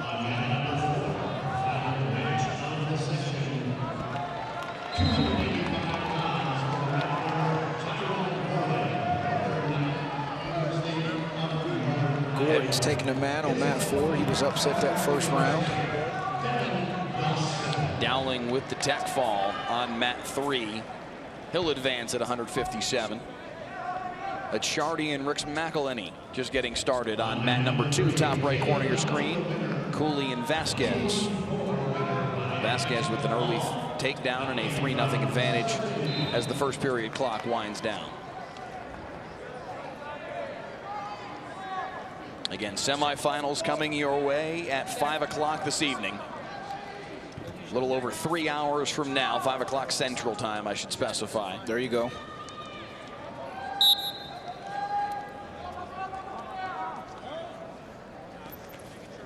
Consolation semis and 7th place matches tomorrow at noon Central, 7:30 Central tomorrow night on ESPN2. Your 10 championship bouts. A lot of wrestling left, ladies and gentlemen. A lot of wrestling left. A lot of points to be scored. Iowa State, Oklahoma State, Mizzou. The order atop the team standings right now. I think Iowa State, if I'm not mistaken, just kind of going off the top of my head, I think they may have 7 in the semis. I think they lost 74. They lose 74. 74, 84, 97. They won everything else. Yeah, that's what it was. Northern Iowa 4th, South Dakota State 5th. The 5 teams that, frankly, we expected to see atop the team standings. Right. And as we wind down here with session 1, that is the structure.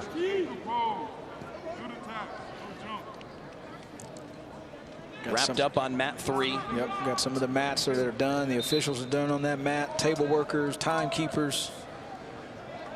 Got good help doing that. Obviously, people that know what is going on with all the new rules in this sport. Keeping track of riding time, which obviously is not a new rule, been around forever, but, you know, they know the sport, so they know what they're doing.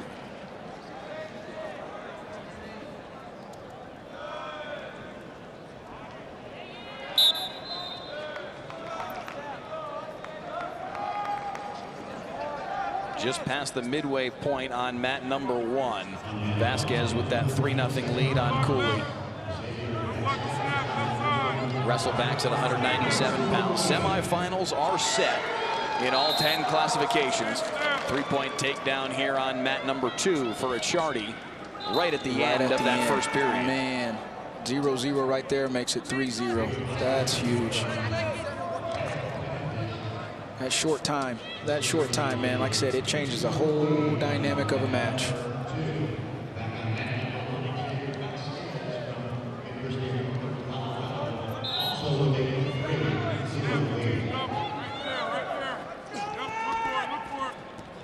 Gordon and Dawson winding down in the first period, still scoreless in that one. Yeah, nothing there. Couple heavyweights on the backside of the bracket. Gordon upset in the first round. Knocked off by Chase Trussell in sudden victory 2. A terrific match. Yes, it was. And Trussell just wore him down. You know, we talked about what Gordon looked like after the match, walking to his corner. I mean, hands on his hips, head down. Trussell just he just kept that pressure and ended up breaking him. Acciardi now with a 4-0 advantage on mat 2. The escape to start off the period after that late first period takedown. Heavy slap on the head. Yeah, you heard that, didn't you?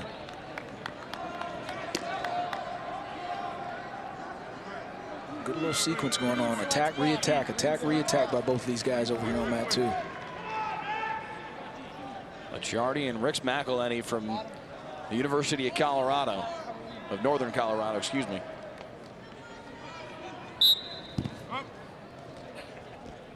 Cooley and Vasquez in a tight one as that third period winds to a close. Vasquez with over 2 minutes of riding time. Oh. A 3-point takedown and a 7-0 lead for Max Acciardi. Beg your pardon, Peter Acciardi, his brother. Got you.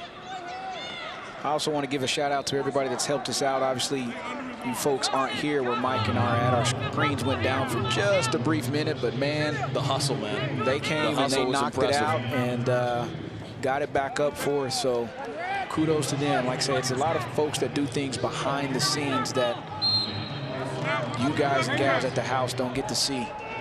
Well, sometimes even Mike and I don't get to see, but truly, they make us look good. So we appreciate everybody's help.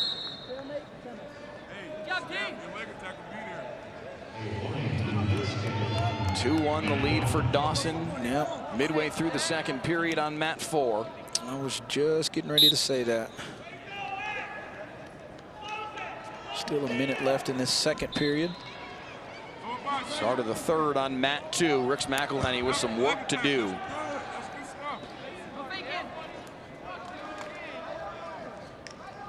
I tell you what, obviously Cal Baptist was not here last year, but from what I've seen, regardless if they're winning or losing a match, I like the way they have came out and competed. You know, obviously talking about Eli Griffin with the first upset of the tournament, then almost another huge upset down here on mat 4. The 33-pounder came out early and took Frost down and was wrestling with him before he kind of got caught up in some different things. They're leading right now 7-2 right here on mat number 2. Competing, right? Attitude and effort. That's one thing I always talk about with my kiddos. Attitude and effort. If there's 2 things you can control, those are 2 things you can control. You can control your attitude and you can control your effort. As Ray Lewis would say, effort is between you and you. And, you know, that's what these coaches are wanting these guys to do. Go out here and show that effort. Go fight regardless of what that score is. And I really like the fight that I've seen from Cal Baptist so far this first session. Vasquez with the riding time point already secured on mat 1. Time winding down. Cooley from West Virginia has to make something happen here in the last 10 seconds. A shot in on the leg. Oh, we didn't get it. 3 seconds to work with. He almost had that ankle captured by the hair of your chinny chin, Mike. And with 3 seconds left, likely not enough time. Vasquez just barely escaping. And that'll do it. Vasquez moves on the backside of the bracket at 197 pounds. And now just 2 matches left. And as I say that, just one. Acciardi and Rick McElhenney going final at 174. Gives us 90 seconds to focus in on a 2-2 match here on mat 4. Gordon and Dawson, the good one. Yep. At 285.